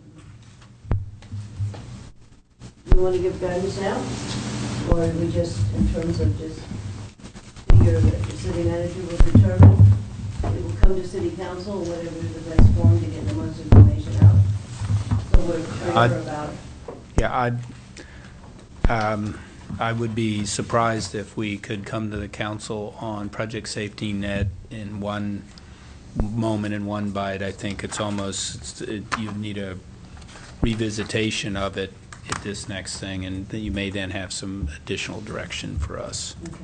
Right, and it wasn't the intention of, we wanted, when the consideration of the unallocated $2 million, we wanted to present the needs of Project Safety Net at that time when all the other needs were being considered. So we weren't just taking it off the table. Right. Okay. My preference would be a hearing before the city council, but not with the HRC as well. That's fine. I think the HRC is just too many people. Yeah. I agree. But I mean, I had a good point about, you said you needed to hire someone to go forward to analyze Project Safety Net. I heard that you say that. Is that? Yeah, I'm not sure I absolutely said hire, but I definitely do feel that I think there needs to be an outside kind So, of look I gotta at be this. honest, Larry's going off the council soon. Right? I mean, That's- another 3 months. I think that's. Ah. Yeah, So, really? So, and Gail is as well, and both of them have a lot of background in this. Right, the difference of opinion about some of this. And so, I guess, Something new and different, right? I mean, I guess what I'd like to see, and I know it's one more thing, but I think it's a shame to lose that expertise, especially two different opinions. I mean, I think it's. We agree on a lot of things, but we disagree on. Right, but I mean, I think it's, what I'm trying to get to is I think that if you are gonna go hire someone, let's do that tomorrow, and let's come back to council, let's come back to this committee. Maybe we get it done in an analysis, probably say 2 6 weeks, 8 weeks, or is this I mean, I don't know, but I that's don't want really, to speak for but I sort of like your thought process right now. I'm thinking it would be really great to get that started tomorrow and come back to us. We have to be aware of, is it requiring additional funds to do that effectively, or utilize some of the people who are in this room? I mean. Well, I'd feel better about us. Let us go back and figure out what we would be able to tell you about Project Safety Net before we could say, well, we're ready to launch an external assessment. But Peer review or something. well, yeah, something. I'd feel much better if we somehow coming back to the committee or council with the next stage. Remember, Jim does have some authority to spend some money on his own. That's true. That's true. For a while.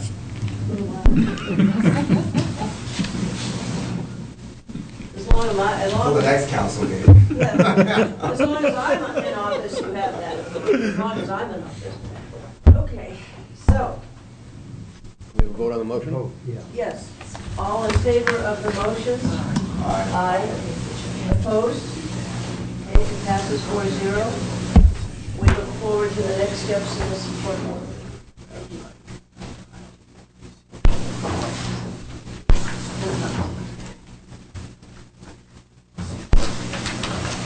People need a bio break for 2 minutes, or keep going? No, let's. Anybody need a break? No?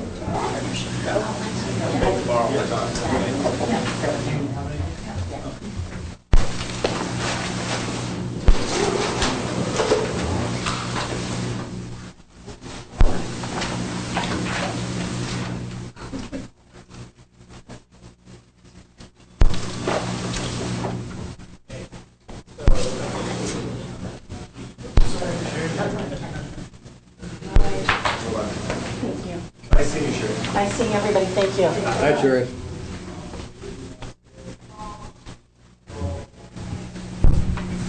Okay.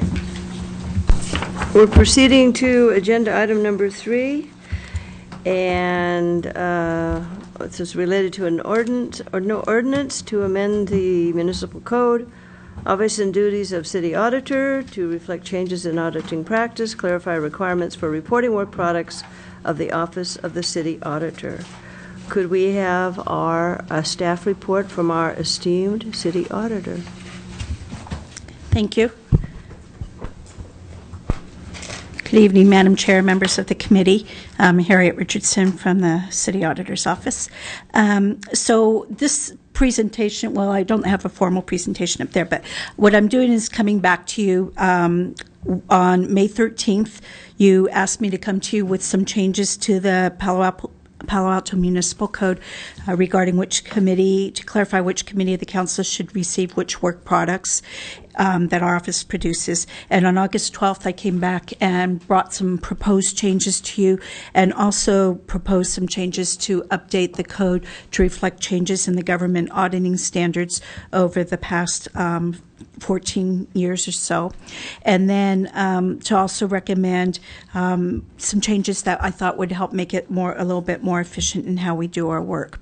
At that time, you requested I come back again with some other changes, primarily proposing that the Policy and Services Committee serve as the committee to receive most of the audits coming out of this office. And so what I've got here are some changes. So what I did is divided it in 2 ways, informational report, 3 ways. Informational reports that would be discussed in a study session would continue to come back to the full council. The financial and federal single audit reports would be placed on the Finance Committee agenda, and all other audit reports and audit work products would be placed on the Policy and Services Committee agenda. In doing that, I also clarified some language in here that those items would be coming to the committee to make a recommendation to full council for approval. And that was a specific request that you also had. One other change that I made since the last presentation was that I changed to make sure that it says the city auditor will review the annual audit plan with and seek the advice of the city attorney prior to submitting it to Policy and Service Committee for recommendation to City Council for approval. So I did that. And one other thing that you didn't specifically request, but that I changed based on some of the conversation, was in paragraph 4 on packet page 16, which is the second page of the proposed amendment. I made the requirements for following the ethical requirements for the city auditor. I made it more generic and just said follow the ethical principles established in government auditing standards, and that's actually more consistent with the other changes I made in here to not put really specific things in here so that we don't have to amend this each time the auditing standards change. So those were the main things. Oh, there was one other comment. So when we do our audits, we have had a process where each year we do a follow-up process where we go out for all of the outstanding recommendations and ask the departments to give us input as to where they are, a status update, and then we compile that and do a single report once a year. Based on your input at the last meeting, you requested that those presentations be more frequent, and I did coordinate with the city manager on this, and what we decided was that we would propose that 6 months after the city council has approved an audit report, and then every 6 months thereafter, which means they'll come at staggered times throughout the year, that the responsible department, city manager, prepare a report on the status of each recommendation, and that they would be coming directly to the committee to present that report. And then what I would do instead of doing an annual report is in each of the quarterly reports, I would include a section that would give the status of all the reports. So on an ongoing basis, you'd be seeing that throughout the year. So that concludes the changes that I have for tonight. So I'm ready for discussion. Okay, thank you. Any colleagues, questions? Councilmember Sharp? So I actually think you did a great job, and I've read through it, and I think it works with exactly what we said. This is a real nit, and it's just really for my own. But do you know if the charter says you have to be a licensed certified public accountant or certified internal auditor? Do you know if that's That's current language, so that's why it's not underlined. That is current language. No, I know. But do you know if that's in the charter or if that's just? No, it's in the municipal code. It's not in the charter. So it's not a charter requirement. So we can change that. Yes. So my only question to you is, since we don't do you don't do a financial accounting, is it important to be a certified public accountant? No. I mean, is that something that's useful to have in there as a requirement? I mean, are we unduly limiting the number of candidates for false things that actually make no difference? You do limit the number of candidates by requiring them to be one or the other. There are many very qualified people who have degrees. I think what we have done in here to reflect that a CPA, you might have a CPA or a certified internal auditor, did ask add the different types of degrees that you might typically see in an audit director that's primarily doing performance audits. So I expanded that area by adding those degrees, but I really don't think it's necessary at all for the person to be a CPA. Is there any reason why we couldn't just take item number 2 out? I mean, do we gain anything by doing that? You can take it out, and then each time that you would be recruiting for a city auditor, whoever the council is at that time could determine what requirements they want and put that in the recruitment brochure. I don't even know what your degree is in.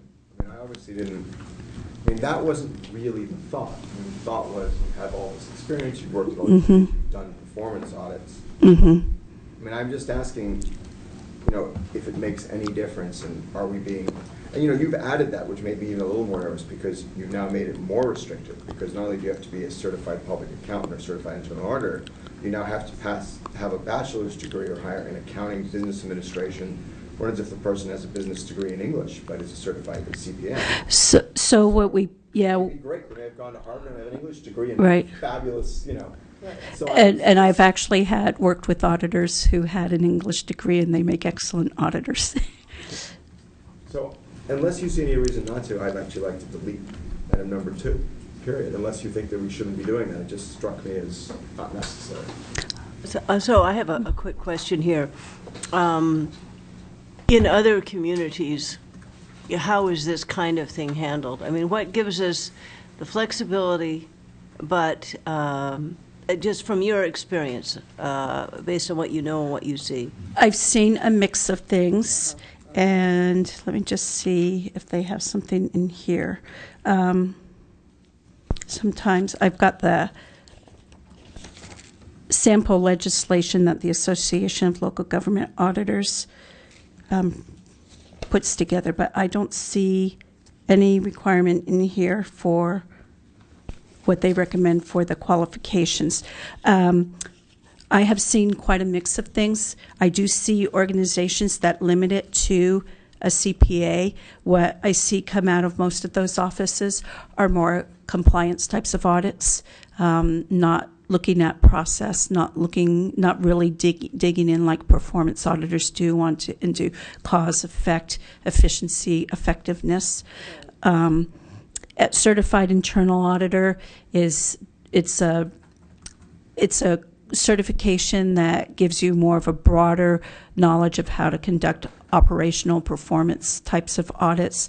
Again, I don't see it as a specific requirement for the position. I'd be perfectly okay with taking that out of here and leaving it up to whoever the council is in place at time of recruitment. That's what I'd recommend, but with one caveat. I know I have in the back of my head that there's something in the charter about having a CPA or certified internal auditor. I could be making that up. But if it's not in the charter, I'd like it out. But if it is in the charter, then I think we should leave it in so people remember that it's in the charter. Yeah, I didn't bring that piece downstairs with me. I had it. Cash, if you can check that, or? You want to just check that online quickly while we, That would be great. while we go on? Other people may have other comments. That was the only comment I had on this. Okay. I'm ready to approve it, you know, with that change. But Okay, Councilmember Schmidt, and then Councilmember Klein. Good. We asked you a few questions last time. You rolled up your sleeve and gave us a direct answer. I'm very impressed with what you presented. But let me ask a couple questions. Okay. On page 2, you say financial and federal single audit reports will go to the Finance Committee. Later on, you say finance reports are just the external auditor. Is that right? So that the external auditor does both the financial statement and the single audit report. That's the only one. Yes. Okay. The bottom paragraph on that page, you are getting rid of standards for professional practice of internal audit. Correct. We talked about that one the last time. It's following 2 sets of standards adds some requirements to us. I'm looking at trying to make us more efficient so we can get audits out quicker. The value to the auditee is what they receive in an audit report. They don't see the behind-the-scenes things that we do. But you have said the standard of practice has been the government manual. In government, yes. So It's very typical it's very typical of local governments to use government auditing standards. They're written by government for government. The Institute of Internal Auditors writes their standards more broadly. You see them used in corporate, you see them used in foreign countries. You don't see them used as much in local government in the United States. Some governments do use them, but you generally see the government auditing standards. So there won't be a change. On packet page 15, first page of the ordinance, number E, says clarification is needed. Now, is that where the material on page 2 goes? That is where, no, it's closer to the end. It starts at the bottom of packet, page 18. Paragraph G, where we talk about the audit reports and other work products. That's where we're clarifying which committee will receive the work products. Okay, so E is correct to say clarification is needed? Right, well, that was what you asked me to do. So that's how I wrote it, based on you wanted clarification. But is that in the ordinance? No, this part doesn't go into the ordinance. Oh. This is just kind of the background, and the ordinance itself starts with section 2. Oh, okay. Because the way it's presented to us, it says the ordinance starts at the top. That's the template. I followed the template that the city's used for other. I guess we don't want that. Right, so section 2 is where it actually starts. This is where the chapter of the municipal code is hereby amended. Okay, on packet page 18, number 1, the traditional pattern has been the staff would respond within 5 weeks, and you have said 2 weeks. Correct, with an option to extend, and that is something I discussed with the city manager. 5 weeks is really long. And compared to everywhere else I've worked, it's more than twice as long. I did talk with him, and we talked about getting the comments back sooner. But if there's circumstances, deadlines, or if they're in the middle of compiling the budget, that we thought that it was reasonable to say 2 weeks with the option to extend, given whatever circumstances. Okay, and the extension says the city auditor may agree. Yes. You too. At their request, I would be reasonable, Yeah, I note that we don't have any rep of the city or the financial services. Oh, yes, but yes, I did coordinate this whole language with the city manager. Okay, it's strong language. Mm-hmm. Much stronger than has been there. Okay, on page 19, under H, you say 6 months after the council's received an audit report. Has approved. 6 months thereafter. Now, on the next thing you're giving us, you have 12 audits listed underway. 3 underway, but. Okay, but there's a lot going on. Does that mean that each audit will come after 6 months of report? We might have one audit per month. It could work out that way. They get bound together so that you come to us every 6 months. No. This is another one that I coordinated with the city manager, and we thought that doing them all at one time, what you may end up with some of them waiting to be almost a year, and then some of them being like a month later, and we just felt like having a standard time, and he preferred not to have them all lumped together with people having to wait their turn, each department having to wait their turn to discuss their audit. This seems more workable for my department to have them staggered. Pass a list of outstanding items on audit. They number 30 audits, each with some outstanding items. Does that mean that every month we'll have 3 or 4 come to us? That sounds like a full-time job. So this is partially shifting the work. The departments will do their presentation to you about where their audits are, and then we will be looking at, we will review their report before it's presented and say, do we agree that they've closed the finding or not? Because sometimes they'll send us something and we'll say, that doesn't really sound like it's complete. And so we'll send it back and discuss it with them. And so you could end up with something every month. Typically, I think they've completed about 3 or 4 audits a year. I've got more because I'm trying to build some efficiency into how we do our work. I think that in this round, in 2 weeks, you'll be getting the status of audit reports, the annual report. And I think this round, I'm seeing more of a stronger effort, I would say, to really be thoughtful about how they're responding. And I think that there's also seems to be a stronger commitment to trying to get these done quickly. Now, what do we do if, say, admin services comes in and says, we need 2 new people to deal with all the auditing requirements? That's our problem. Do you see a significant increase?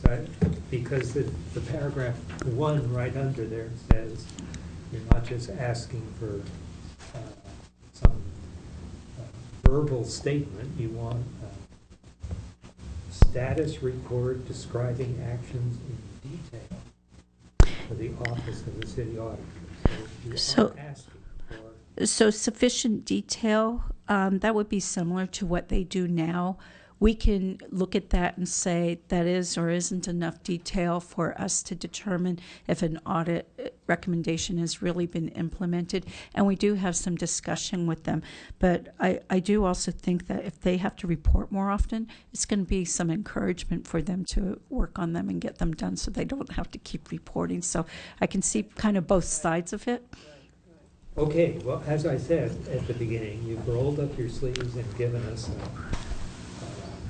a very clear and direct thing that has more pressure and more deadlines. That is positive in the sense of things getting done. But we look forward to seeing how that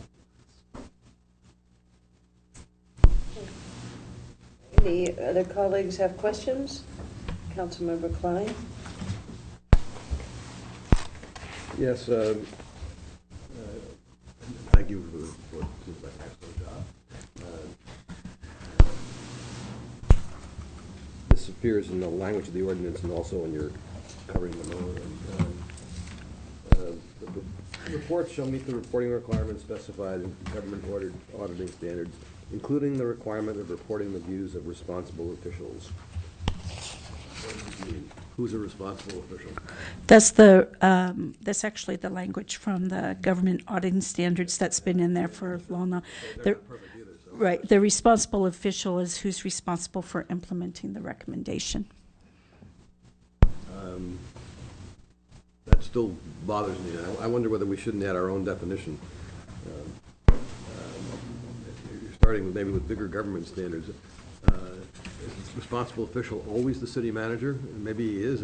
Maybe it is in our system. So I think if you go back to paragraph H that we were just talking about, it talks about the city manager being responsible for reporting or his designee. So I think ultimately it's the city manager, but he delegates that responsibility to whichever department is responsible for that function of work. Well, I think they're leaving a loophole there. Does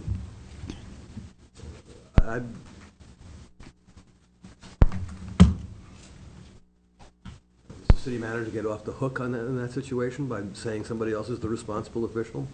We look only to the city manager. We can't look to anybody else. So if we wanted to take out or his or her designee, that is original language that was in the code. In places where you see it underlined, it's just because I moved it. Or it said the highest official of the audited entity previously. So I can change that if you have proposed language. It's up to you. Well, what I'm getting to is the city council has to look to the city manager. We can't say, yes, he can designate some of the planning, the head of administrative services or the planning department or whatever to come testify before us. And we may give that person a hard time, but we can't hire or fire the planning director or anybody else for that matter, except for the city manager. So he's the responsible official we have to look to, and I just want to make sure that we're not, in some way, with the language you're using, getting away from that. Do you have specific recommendations? Well, no, I don't want to, I just want her to, actually, me, the word responsible official could be replaced by the city manager. Replace. You can certainly, you say that you have to quote language from the responsible official. He can delegate it, but he's not getting away from. Do people concur with that recommendation? I do. Yep. Okay, good. Councilmember Schmidt, do you? I'm not done. Oh. Sorry. So can I ask you a question? So if you want that change, then, for example, on paragraph 1, just below that, where it says or his or her, packet page 18. What page are you on? 18? Package page 18, it's page 4 of the ordinance. Paragraph 1, it starts about the middle of the page. So then would you want his or her designee also removed? No, that's okay, because they're preparing a response. Okay. The earlier one talked about you have to include the remarks of the responsible. I'm just concerned that that it's very clear that the council can always look just to the city manager. Okay. The city manager can't say, "Oh, not my problem." Okay. That would never happen. It's human nature. Okay, my other question is,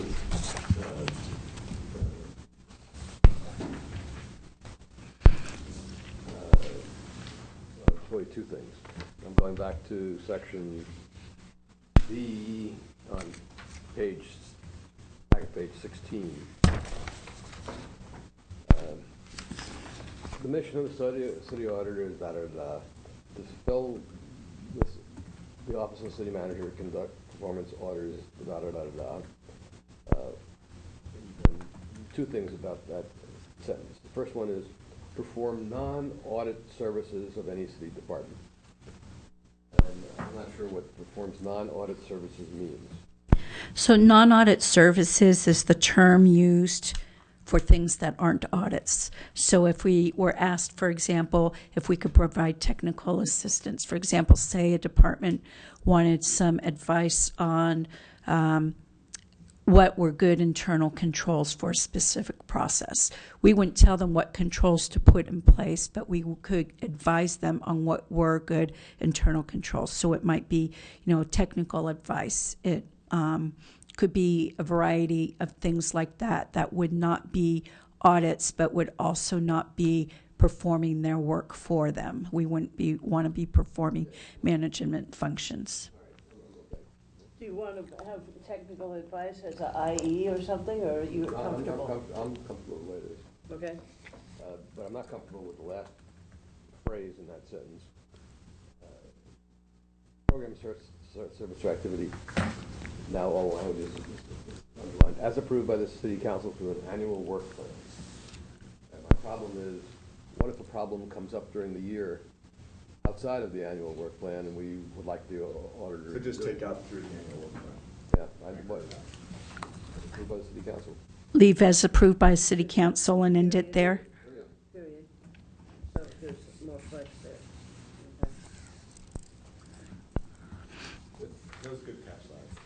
Well, thank you.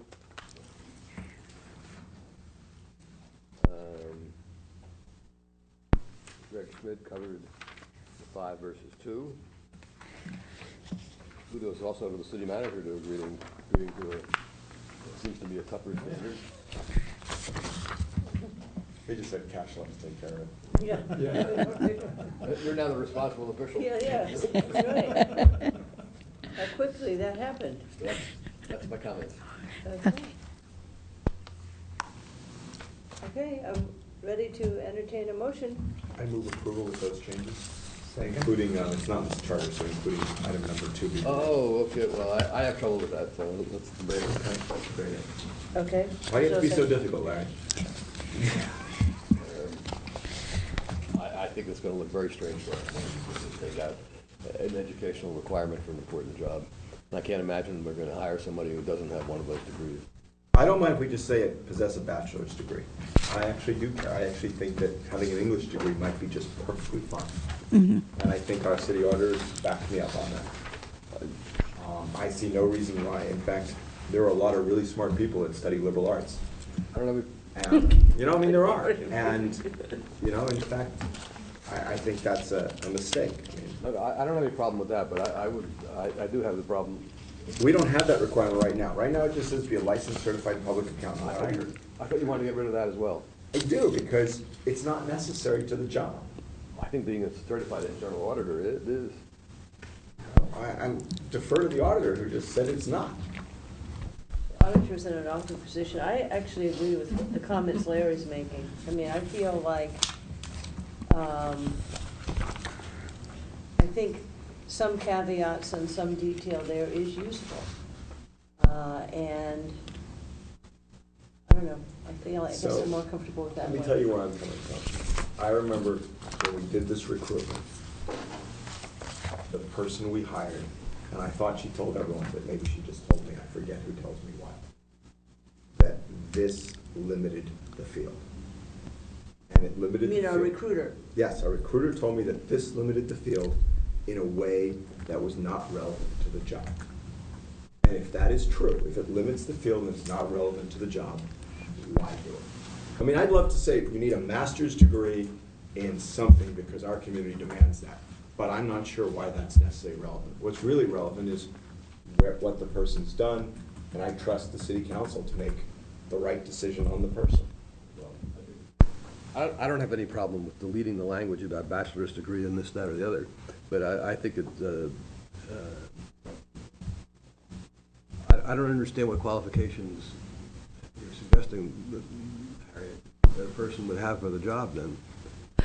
I mean, to my poor little legal mind, we legally can't hire somebody who's not, as a city attorney, who's not a member of the bar, which means that she is, in fact, a certified lawyer.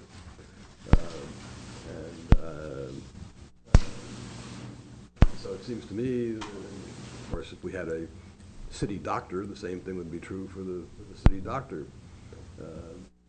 So when you tell me that we don't need to have a person to be the auditor, doesn't have to be either a CPA or a certified internal auditor, what does that person have as a way of educational qualifications? So definitely a degree, a bachelor's degree minimum.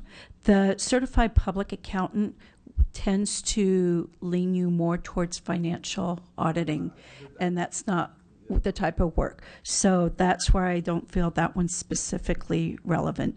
Certified internal auditor is more relevant, but I don't think it's necessarily a requirement. I can name you quite a few auditors, audit directors around the country who are not certified internal auditors, and they have degrees. Generally, this language right here, as far as the types of degrees, are generally what you see, and that or related field is sort of a catch-all that allows people to have other degrees. This isn't a licensed profession, Larry. This isn't a licensed profession. I gather that. Right. Or podiatry, or dentistry. Right. It's actually a profession that's kind of developed over the past 40 years or so, but you cannot go to a school to say, I am going to get a degree in performance auditing. There is no university in the country that offers that. Some of them offer sort of a line of that's an add-on to a degree, that's sort of a certification that lets you get some auditing classes. The Association of Local Government Auditors is actually trying to work with some universities to develop a program to develop performance auditors, but currently there is not a program anywhere in the country. People do become certified internal auditors. They do, by choice. Well, people become lawyers and doctors by choice too. No, but by choice they have that. Well, it's not really by choice if you want to practice law. Right. Yeah, I think that the difference in comparing is you can't become a lawyer till you've gone to law school. but you can become an auditor without having gotten the certification. Junior auditor. You can become any level of auditor. So I'd also say, there are certifications in the city manager field that our city manager doesn't have. I forget what they are, but, it doesn't necessarily mean that you're not a good city manager or a bad city manager, just people choose to get these different certifications. In law, too, Larry, you can become a specialist in some legal field, right? There's not many of them, but we don't require that for a lot of people. Well, I'm engaged in the debate. I've recruited enough lawyers that when you say this limits the field, my reaction as an occasional recruiter has been great, because when you're wide open, you get all types of people applying for the job which they have zero qualifications for because they're hungry for the job. So if we get, when we recruited you, we got what? Help me remember. I think we had 30 applicants for Harriet. But a lot of them don't make it through screening. I mean, Well, that's always the case. right. Yeah, but you don't want to screen out a good person and not screen out. You want to have screening mechanisms that work for the job, right? That make a difference. You also want to have public confidence in the job. If there's a couple comments I could add, maybe it helps the conversation. One is that on most of our recruitment, certainly for executive level positions, we do write that a master's degree is preferred. That's pretty standard. And then also, I don't know how it could tie specifically into this language, but I think we do have the option to put that within 6 months or a year, a certification is achieved, and that could be an option. I just throw those out there to add to the conversation. Do we have a motion? Greg was going to make. Yeah, I made the motion, including that change, and Larry. Everyone's fine with all the other changes, I think. Yeah. I didn't hear it, and you seconded it. But I hate to burden council with having to put it on a non-consent item, frankly, on something like this. And that's why I'm really trying to convince Larry, because it's not like we're not going to pass it here, I think. But the question is, do we really want to have to go to council on this particular issue and take council time to debate it? And No. that's sort of why I'm trying to convince Larry on this issue. No, I have no trouble with dropping the added language, but I want to leave, and I would even have trouble dropping the CPA language, but But you make it even I'm more a licensed restrictive. guy. Yes, But you make it even more restrictive if you say you have to be a certified internal auditor, because some people may be a CPA. Well, that's a good point, so glad to leave the CPA in there. Anyway, that's where I am. If we have to go to council, we have to go to council. That's all right with me. Anyway, well, I haven't heard from the chair and Rick Schmidt. All right, let's hear from someone else then. Yeah, I support the motion. Ready to move on?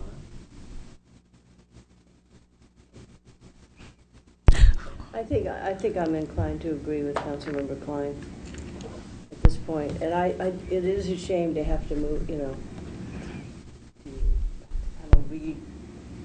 review this, but. For the motion, I guess, at the time, we can have Well, willing to. Yeah, I'm going to take it out then. So we'll just leave it be a licensed certified public accountant or certified internal auditor? Period. Period. You good with that? Yep. Okay. Modified? Okay. All in favor? Aye. Great. Thank you. Very good. Okay. Bring this to next year's policy. Yeah. Larry won't be here. Yeah. See what happens. I was trying to make changes so I wouldn't have to keep coming back with this one. Okay. And Harriet's going to be here for the next 20 years. That's right. Okay. Okay, item number 4. By the time Harriet leaves, there'll be programs at various universities. Yeah. Right. Item number 4, City Auditor's Office Fiscal Year 2015 Proposed Work Plan. Okay, we have a staff report. Thank you. So each year, at the beginning of this fiscal year, we bring you a proposed audit work plan for the next fiscal year, it's the current fiscal year now. These audits that I'm proposing are to meet our mission, which is to promote honest, efficient, effective, and fully accountable city government. So what I did in preparing this, as I mentioned in the past, the City Auditor's Office has done a risk assessment process that, given the timeline from when I arrived here, that I didn't really have time to do. The prior city auditor had put together a list of about 150 topics that I looked at. I talked to just about every council member at some point in the past few months since I arrived here and got some input on what was important to them. And then what I did is I looked at all of that information. I looked at the council priorities, and I looked at some general risk areas. And what I did was based the list that I developed on those types of factors. This estimates about 8,100 hours for 5.5 staff to do direct audit work. And it reflects that one of our auditors was 75% time last fiscal year, and then as of July 1st, went back to being half-time. And it also is planning for me to make increased use of our administrative assistant to assist on our audits. Right now, he primarily does administrative assistant type of work, but he does have the capability and the capacity to be able to assist. So we're working on developing him to assist on audits. So next year I do plan to take a more systematic approach to assessing risk, unless you're fully satisfied right now with the potential audits on the audit horizon, but we can come back and revisit next year when I bring the audit plan forward. So the council priorities, as I mentioned, I wanted to make sure that I was addressing what was listed as council priorities and stated in the council's 2014 work plan. And these, when we get to the performance audit section of the proposed plan, they're identified in the third column of the performance audit section. I also looked at relevance. I wanted to make sure that the audits had the potential to affect council or city manager management decision-making, or that they would have an impact on city residents. And one of the areas I was looking at when thinking about this, and actually some of the others, is that a few of you mentioned to me that you really wanted me to focus on some process improvement types of things. And I think when it's a process, that's what's really going to affect city residents on the work that we do.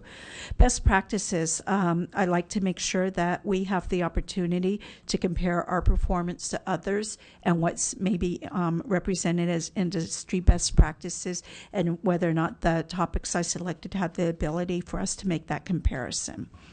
I also wanted to look at return on investment and whether there's a potential for cost savings, cost avoidance, or revenue generation in the work that we do. And probably the biggest one is making sure that the audit has the potential to result in meaningful improvement in how the city does its business. I want to make sure that the audit can produce actionable recommendations that are feasible and practical, and that our scopes are narrow enough to ensure that we can complete them in a timely manner and efficiently. So I did also look at some risk factors that, if addressed, would if the audit would be able to mitigate some of those risk factors and result in improved operations. And those areas are listed in the fourth column of the proposed audit plan. They include customer service, whether or not we're delivering services in the most efficient, effective, and economical and equitable manner possible. Financial, is there an opportunity to improve how the city manages, invests, spends, and accounts for its financial resources? Health and safety, are city services delivered in a manner that protects our residents and employees from injury or unnecessary exposure to factors that can affect an individual's health? Information security, is city resident and employee information, whether it's electronic or physical, protected against unauthorized access, use, disclosure, disruption, modification, inspection, recording, or destruction? And last, operational. Are the city programs and activities performed in the most efficient, effective and economic manner possible. When considering these risks, I also looked at 2011 utilities risk assessment and 2013 utilities organizational assessment, because those we do have a requirement to audit enterprise funds, primarily utilities. They fund one of our auditors, and so I've considered those in coming up with audits for the utilities area. So now moving into this, the list itself, the first page and a half focus primarily on the work that we do all the time, either routinely or annually. So, for example, we do the National Citizen Survey every year and the annual Citizen-Centric Report, which pulls information from both the survey and the annual performance report. Some of these are required by the municipal code. For example, we have the review and monitor implementation status of prior audit recommendations on this list. And the quarterly reports, those are required. And I anticipated combining them based on what the previous agenda item, that was going to require the departments to come back biannually. And so I put that in here as we would do the audit recommendations in our quarterly reports. So we would continue doing the tax allocation reviews. That generally recovers a significant amount of misallocated local sales and use tax. For example, in fiscal year 2014, we recovered $169,000. We continue to administer the fraud, waste, and abuse hotline.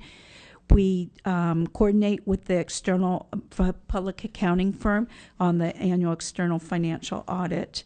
We also do some advisory roles. We have a role on several advisory committees: the Utilities Risk Oversight Committee, Library Bond Oversight Committee, the Information Technology Governance Review Board, and the Information Security Steering Committee. And then I have a couple of one-time things on here that I need to do just to help us be more efficient or to meet some other requirements. So the first one is update the policies and procedures manual. I've mentioned this before, that it wasn't updated to reflect the 2011 revision to the government auditing standards. And because we're due for peer review, they will be expecting to see that updated. And I'm also wanting to update it so I can build some efficiency into the way we do our work. I plan to update the municipal code, which was the previous agenda item. And then internal control training. This is something that I've talked to the Director of Administrative Services Department. The new standards for internal control in the federal government, and then the COSO internal control integrated framework, which was updated in 2013, they both provide frameworks for establishing internal controls. But the important part about this is there were also some changes that were adopted earlier this year by the Federal Office of Management and Budget that actually require any recipient or subrecipient of federal grant dollars to comply with both sets of those requirements. So I've talked to the ASD director about doing some joint training to help departments understand their requirements for internal control.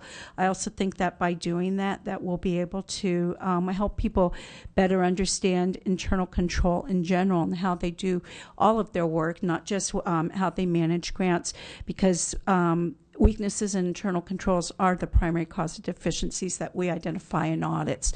And so if they have a mechanism for understanding how to establish a good set of procedures, which is basically what internal control is, that I think that it will help them do better on their audits that we do. And then the last non-audit item I have on here is our triennial external peer review, which is required by the government auditing standards. And so we have that actually scheduled for the first full week in November. And we also have to provide peer reviews to 2 other jurisdictions. Well, actually, within the next 3 years to 4 other jurisdictions because we were behind on our requirement to reciprocate. So all of the staff recently went through peer review training. None of them had that, and one of them is actually scheduled. They had an emergency cancellation, and so one of them is scheduled to go on a peer review the week after next, and then I'm tentatively scheduled for one in November. So we've built those hours in. So all of that work is about 1,355 hours. So then going into the performance audits themselves, the first one is the annual performance report, which was the service efforts and accomplishments. Okay. Listen to the whole. Okay. So do you want to ask me about specific ones? Okay, do that. Councilmember Schmidt, did you have questions? Yeah. Again, very direct and very helpful. It's a new way of looking at things. Very well explained. Let me do a little audit on you. Okay. Page 25, you say there are 81 hours of direct time. Right. That's about 70%. If you look to the footnote, holidays and vacations account for 10%. That means training and admin time is 20%, or roughly 2.5 months of time for everybody. That seems not to fit in exactly with your audit goals of being more efficient, effective. Okay. So I didn't bring it with me. I actually went through a mathematical calculation to do this. So holidays equal about 650 hours of our staff time. And then I don't have the total number of hours on everything else. But we are required by the government auditing standards to have at least 80 hours of continuing professional education every 2 years. That doesn't account for things that the city might offer that staff might take. For example, anyone who's in, like our seniors, they can supervise, so they're required to take supervisory training. That doesn't count towards that. We have some, the annual state requirement for harassment training, or biennial. So there's different things that come into play for that. It accounts for vacation time, personal time, and then it also accounts for our admin assistant's time. I figured he'd be spending about 30% of his time on admin work, doing things like the budget, the purchasing, those kinds of things. So it actually adds up, and I actually asked everyone for estimates on leave, and actually even backed off a little bit from what everyone gave me. So it just seems for a staff of 5.5 to have 20% admin time is a high. it starts to add up very quickly. But okay, yeah, I think there's a lot of just informal going on in the office, which is not charged to a project. I like the way you've broken down your timing. The most significant thing that I see is in the performance audits, we usually get 4 per year, and you have 11 identified for fiscal year 2015. Now, that's a substantial increase, and I assume the way you get that is the number of hours spent per item is lower than it has been. Right, and several of these are actually in progress, and so they aren't going to take the full year. For example, the utility meters one, we're expecting to have that a draft of that by the end of this month to send out to the department. So that one's getting pretty close. The franchise fees one, cable franchise fees one, we just hired a consultant to do a piece of it for us. The part that we are working on ourselves, the person Human is working on that one. He's actually started drafting the report on that one. So the one. Number of completed audits you've seen delivered in fiscal 2015? I would expect that. So definitely the parking funds, utility meters, cable franchise fees and the annual performance report should all be delivered by the end of the calendar year. And then we would start the next 3 or 4 audits on there. I would expect that at least 3 of those would be completed before the end of the fiscal year, and I would expect that at least 2 to 3 more of the others would have been started before the end of the fiscal year. Okay, so maybe 6 complete during a year. I would like to be able to finish all of them, but as I said, building efficiency into our process is going to be key. Let me ask one question on sales tax allocation revenues. Yes. Okay, so 400 hours, that is a good number of hours. Mm-hmm. Worth, what, 30K? As I recall, the annual return we get from that might be between 20 and 40. For fiscal year 14, it was 169,000.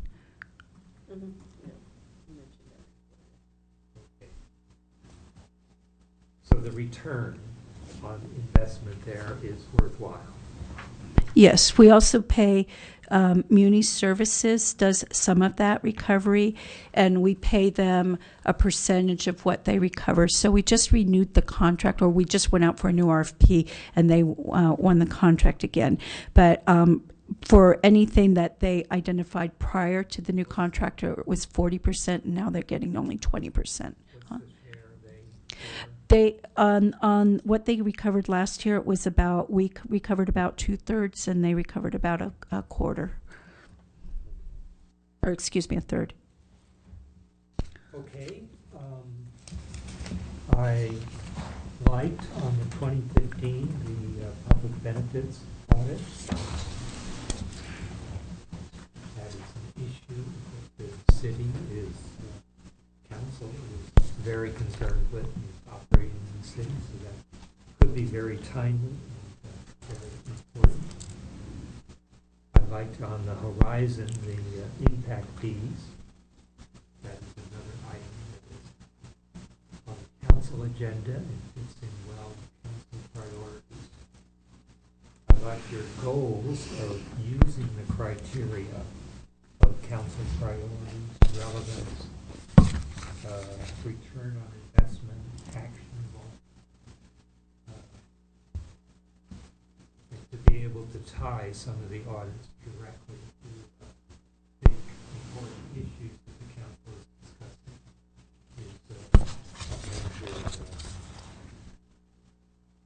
item that I at least am interested in. So I like to find things like that on your plans. Thank you. Colleagues, other questions? Councilmember Klein and Councilmember Sharp? Well, I like the plan. I'm very comfortable with that. I just want to mention 2 ideas that I gave to the auditor, which didn't make the cut. I'm not arguing for them, but I'll just put them down here for posterity. One, our payables, we've heard from several different sources, don't get paid fast enough. I'm concerned about that because I think it creates bad PR for us. Right. And the other one, much bigger topic, or payables is a problem as far as I'm concerned, is we, on a regular basis on the consent calendar, have software contracts to approve. We get them on the consent calendar 4, 5, 6 times a year. We've never, as far as I can recall, I think taking a comprehensive look at them, sort of add up to fairly big dollars, and are we really getting our money's worth? Are all of these software contracts really justified, or do they overlap, or whatever? I don't. Anyway, it's sort of the idea of looking at all of our software contracts just to make sure they make sense. So can I address those issues, please? So as far as the accounts payable, I was trying to get a balance, not overloading one department too much with audits. So I was also asked by several to look at procurement process, including the city manager asked me to look at that. So I felt that that was important to put on there since he asked for that one also. And then on the horizon, I have payroll processes, and I thought we might end up touching the following year. I don't have it on here on accounts payable, but I kind of looked at where's the risk of those, and we're seeing a fair amount of things coming through on the payroll. We're hearing more about payroll issues than we are accounts payable, which is why I selected that one first. Software contracts, I actually am thinking that that would be covered on the item on packet page 29, the last item there, information technology vendor management. That was intended to cover the contracts, so that is on there. It's also, you know, part of the not resulting in overlaps in services, making sure they're, so I put quite a few things into that one, trying to incorporate. The one that says on packet page 29 says information technology vendor management. On the horizon? Yes, it's on the horizon. Okay.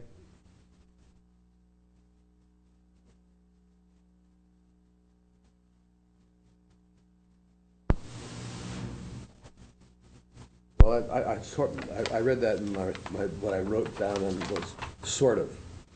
That's not quite what I was referring to.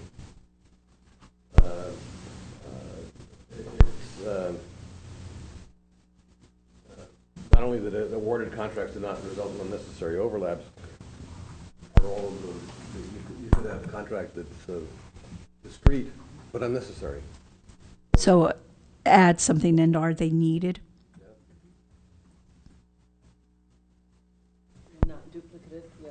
Or another way of looking at it, are they still necessary given the advances in technology?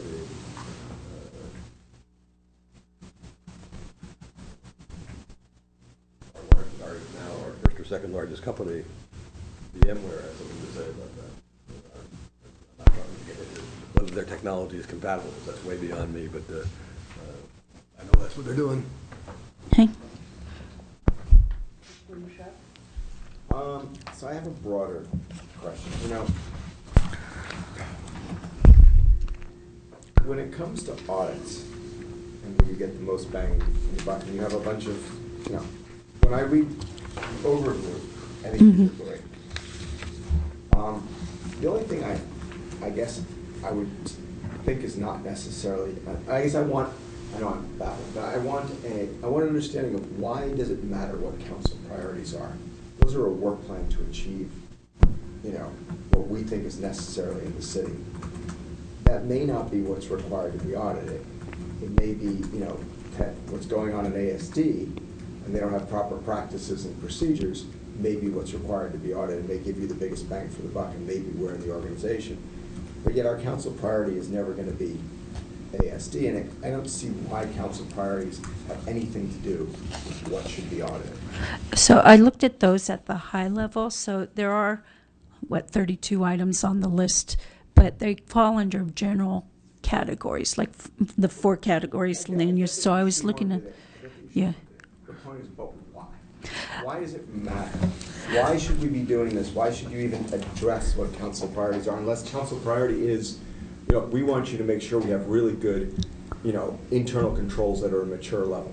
If that was a council priority, yeah, we're particularly concerned about it. But if we say we want, you know, to be a connected technology city, there may be no reason to spend time auditing IT. And there may be, but there may be something else. I just don't see the connection. And so I think you're falling into the trap that, you know, the city manager has other departments look about how are we furthering council priorities. Well, you may be doing the opposite of furthering where the right bang for the buck is by focusing on council priorities because it really doesn't have anything to do with it. Or it may, but I don't see why you should try and shoehorn everything in it. It just concerns me. I agree. I have the same thought, but I'm glad you articulated it. So, I want you to stop doing it. okay. Yeah, actually, I felt that it was, it's sort of, make some relationship in terms of structural relationship to overall kind of the direction of the city. But I don't think it in any way hampers, harms, deters, or revises the work plan. It's just a structural, it's just kind of a way to organize the ideas. I don't think it has, unless you're not saying something, you're not picking something because of its relevance related to a priority. It's just a point of reference. It has nothing to do with if you do it or not, correct? Right. There was nothing that I didn't pick because it didn't fit in. Right. And like I said, I looked at these at high levels. Did it fit one of the categories? I didn't go down to those specific items because I knew those were things that were already being addressed. But when you have a general idea, for example, a general priority of finance, I was assuming you want financial issues to be accurate. You want to know that the processes are resulting in accuracy and completion and good service in the way we deal with our customers. And so I was thinking about it in that way. So I guess it wasn't quite as specific as it seems like it is on here by listing them, but I did think it provided some structure for the direction. So then I would Does that help? A little bit, but what I'm hearing is this, I'm just going to make sure I get it right, is that it has no effect on what you choose to audit. Right, it didn't affect, there was nothing I did not pick because I didn't feel like it felt in. If you give extra weight and pick something over something else, I mean, if it goes No, I into the didn't. weighting process, I have concerns. No. So if it doesn't go into the weighting process, I have less concerns. But I still think that our goal as a city is to be open and transparent. So, Let me finish. oh, okay. So I'm sort of thinking is that we are giving a false message to the community. We're saying that, hey, we're auditing these things because it goes into council priorities. And council priorities should have nothing to do with what we audit. And we're telling the community that it does. And so I think what we're doing is we're telling the community something that is not true. And if it is true that we actually did focus on it, then I think it's the wrong policy. So given that, I don't think the fact that you can, say, you could shoehorn it in and say that, I don't think it gives any useful information to anyone. I guess, and if it does, it leads people who may work for you to suggest things, or other people in the city to suggest things because they believe it matters. And unless someone can articulate why it matters, and I can't see how it does, but then I think what we're doing is we're sending a false message. And I think that's just not good government. If I was auditing you on this, I would say, you should change it. I think it's not good practice. But you don't have a license, so. But I don't have a license. Right. But I found out I don't need a license. I can be a performance auditor by being a city council member. So anyway, I don't know if I convinced my other two colleagues or not, but I have real concerns about stuff in general in life that send a false message that's embedded in the process. And then on the really nitty-gritty, I wanted to talk a little bit about the parking funds. I'm interested that you chose that, and I guess I want to know how far you're going to go back. So that audit was actually on last year's audit plan, and it was started already. So she's looking at, I believe it's 5 years back, at whether the parking funds were calculated correctly, whether they followed the governing documents, how they're being used. So she's going to have a 5-year trend in there. So I know in 2009, 2010, the downtown parking groups felt that they were not. I haven't heard that recently, so I don't know if anything changed. And that's the collect the money from the permits and all that. That's that fund. I also know that in 2012, we had $75,000 in the in lieu fund. We now have almost $5 million in the in lieu fund.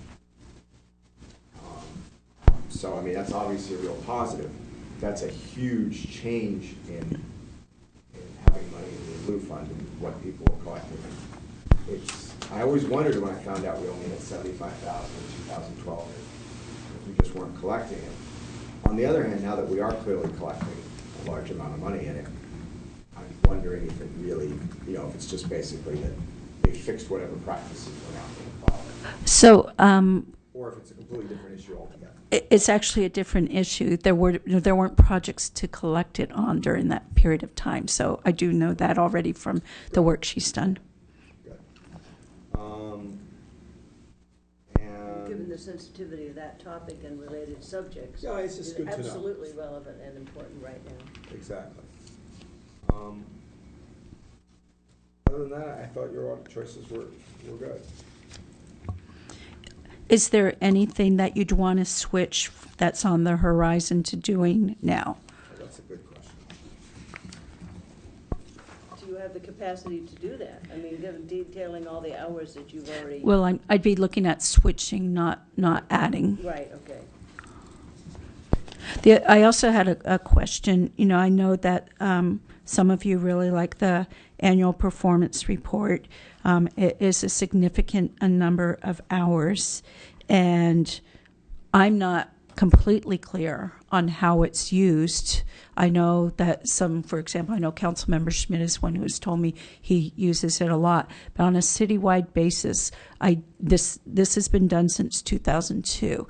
I don't know how much it's used citywide. I know that the results of the citizen survey are used, and we're planning to do more analysis on the data we get from that. But I'm just wondering if this is something that on an ongoing basis that the council wants us to continue doing. So the one on the horizon that I'm most interested in is the Utilities Department, Utilities staff. Okay. I don't know how other people feel, but I know we gotta go. Yeah, I concur with that. I'd like to make a comment about the annual performance report. I guess the question is there a way to yield, appropriate information and have this report being like a SEA light, something that's a little bit more refined, that doesn't take 1,200 hours? I mean, is there any way to really look at the scope and magnitude of it and get to the core issues a little more easily? I think there is. I think, This is a huge number of hours. Right, and they're telling me, I've asked them several times, why is it taking so many hours? And I actually called Sharon Erickson. She's still doing it in San Jose. I said, how many hours are you spending on it? She told me 800. And There you go. right, and They have a bigger staff. and what she said is that they aren't spending as much time as we are. We are absolutely ticking and tying every little number to make sure it's absolutely exact. And I think that if we put a disclaimer in there that we're not verifying every number, we're relying a lot on what the departments tell us, and they use those numbers for a lot of other things. They use it in their budget. They use it for other programs. That's a way for us to significantly reduce the hours. I think it would be worthwhile looking at that if colleagues agree. I mean, I think the essence of it is still important, but value added, 1,200 versus some of the utility issues, the benefit discussion, and all this. Parking, I don't know. And I respect Sharon Erickson's experience and her views. I don't know. It's a different city, different operations, but I don't know. I think it's worth looking at. The question is, I'm not sure that's something we can say as a group, or we can recommend that the council consider authorizing a slightly reduced effort, because that's a huge number of hours. Because I think from what they're telling me, that's the majority of the hours. They're also spending, when they went to the graphic form of the report, they're spending a significant number of hours, for example, cutting out all the extra on a graphic. And said, just put the picture in there. You don't need to cut all that out, because they might spend 4 hours on one graphic. I said, no, that's way too much time. I do know one of my comments to the former auditor was, simplify, refine. It was too busy. There were too many pieces, which takes time to create, time to produce. So it's really cutting to the chase here and refining it in terms of the information and the graphics. It can be attractive, but if it were a little bit simpler right off the bat, you'd probably see it at 3 or 400 hours. Right. And one other thing I think is that we could do, if we cut some of those out, I think we can still have quite a bit fewer hours on the project. But I'd like to have them combine some of the graphics to tell more of a story. So, for example, every single graphic is standalone, but the police department is an example. I look at the police department and I say, okay, on this page here, you have a graphic that says how many staff you have.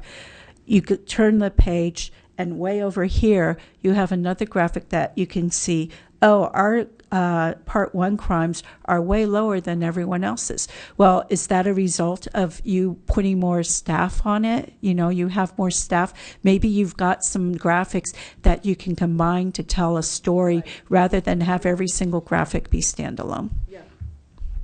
Other comments on that? So I agree with everything you said, Gail. Yeah. Fully supportive of that. I also remember that one of the other issues, and I can't remember if it was you mentioned or the previous auditor, that we collect this information every year. Yes. And we need to standardize and we almost need to audit the departments in their collection of this information so that they have it every year, they know it's coming, because previous auditors have said to me, they know it's coming every year, but we asked them for it, they provided it last year, they don't have it this year, they haven't started it, they don't have a process and a procedure to maintain and keep that. Now, you're probably closer to me that I don't know how we give that direction, but I think we should give the direction to the departments that they know this is coming. They should have the information for you. It should be ready. They should be collecting it, and they should collect it in a way, you know, that no one's not scrambling every year to reinvent the wheel on the same stuff. Right. Well, and it's not just reinventing the wheel on the same stuff, it's reinventing the wheel for different purposes. So one of the things that we've been doing is talking with Walter about aligning the type of information they collect for budget purposes with the type of performance measures we put in here, because sometimes they don't align. And then there's something else, there's another ICMA type of performance report that we're collecting, some departments are collecting information for, that's different from all of this. And that never goes to us, that goes to ICMA, is that what happens? I believe so, but I think it's something that we need to think about. The budget book. Yeah. So it's something that we need to look at, aligning all the information. So we've got one set of information that departments, and I have heard that complaint. We collect this information for this purpose and that information for this purpose.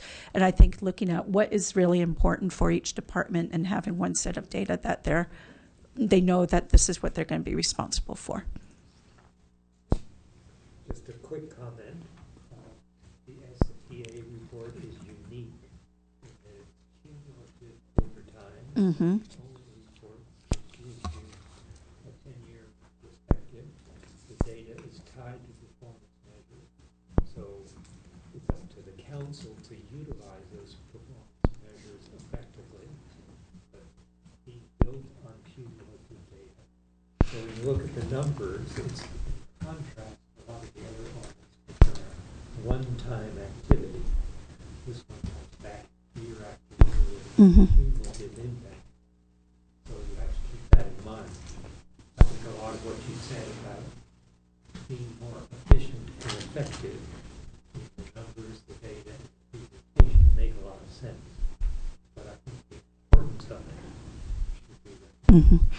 One of the other things I'd like to see us be having the departments look at is they give us performance numbers, but they don't tell us what their goal was. So you don't really know, were you doing good? Were you not? Those numbers don't always have context. So I think that working with departments to help them establish goals for what they're measuring is important too. Yeah, and that's up to the council to make that. So is that part of your technical, advisory role, working with the departments to help them do that? Is that a given, or is it? It's not a given, but it's something we could do.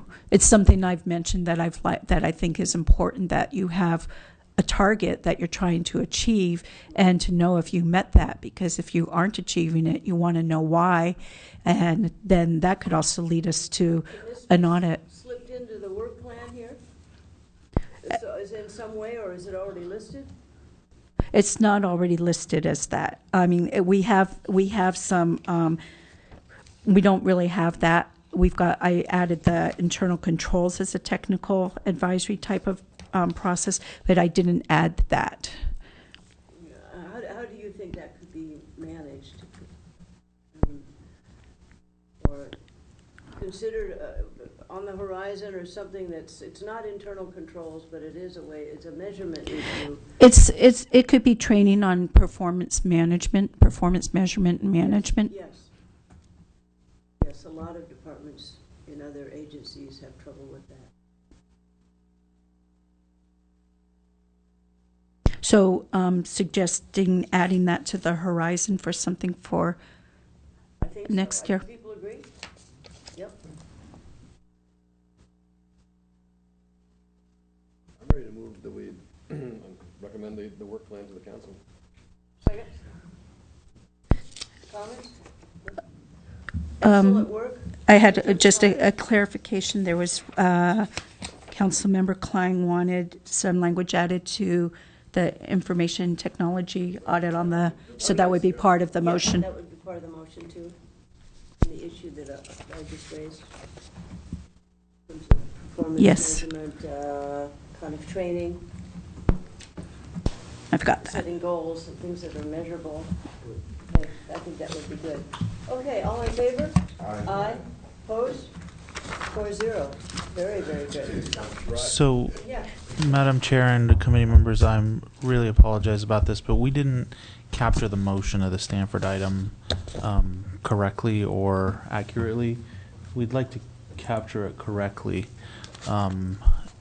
Is it okay if we review that really quickly before we head out? I mean, it was recorded, right? Yes. It was recorded. Does that give you what you need to capture it?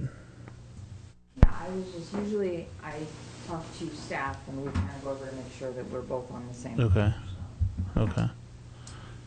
Do we want to work on this right now, or have staff have them go over the recording and see if there's a clarification? Well, I don't remember saying before December 2014.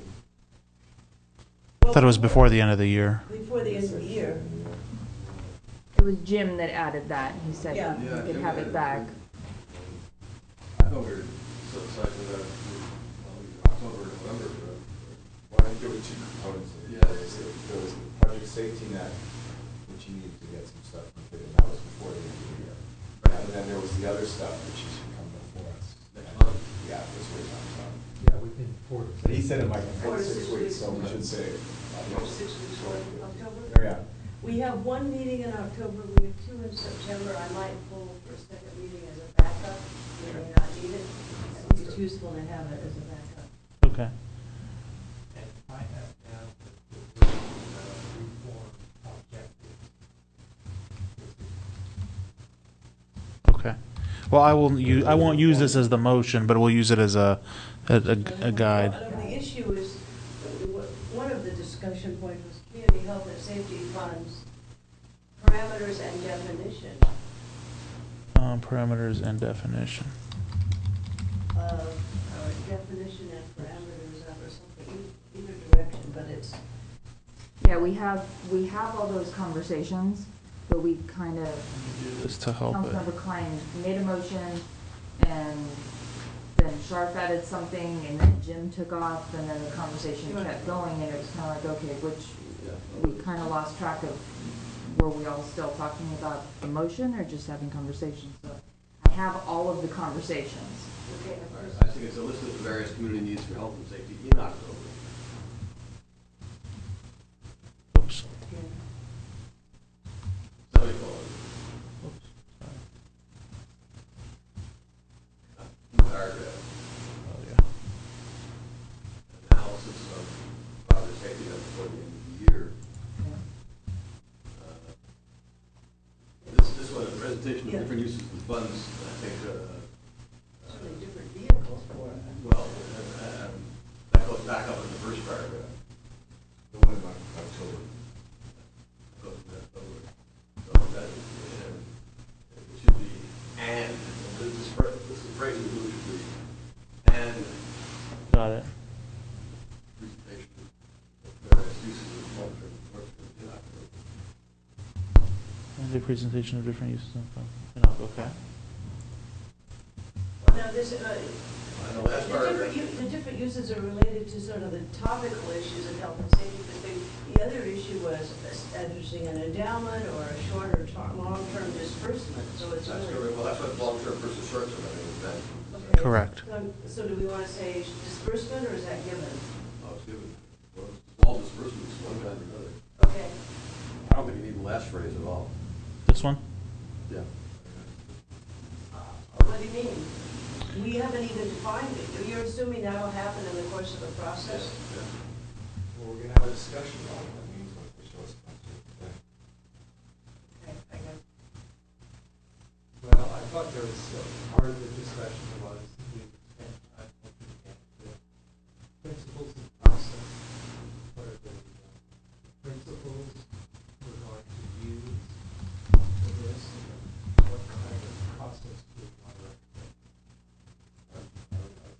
We're back at the close to the October paragraph. Okay, it all goes up in the October paragraph? Right. Yeah. Okay, so the reformed objectives, parameters, definition, this all, I don't know what reformed objectives mean. So principles to use and process, I get, and I agree. Okay. I don't know what reformed objectives mean. We don't have any objectives yet. And, well, at some point in this, I don't know if we want to have it here, we do have to define, the parameters of the community health and safety fund. What is it and how is it going to be utilized? That follows an understanding of what the needs are. Maybe we gotta talk about a better way to capture emotion. yeah, I'm sorry about this. Well, it was difficult, there was a lot of going back and Yeah, forth. yes, sir. Well, I don't feel like repeating the whole thing again, likely. Okay, well, why don't we look at the tape, and I think this gives us a better focus of the discussions, and then we'll draft something, and if you don't like it in the minutes of the next meeting, which is the 23rd, we can play around with it there. I think that makes sense. Yeah, but thank you So it for wasn't going like through this. back and forth. Yeah. Do you want to look at the status of items, or has everyone looked at it? You guys are good to go? I think we're okay. We're okay? Based on what happened today, you and I will talk about Okay. putting it on. Yes, Okay. correct. Have a great night. Okay, thank you. Nice. Night. Good night. Thank you. I can have it.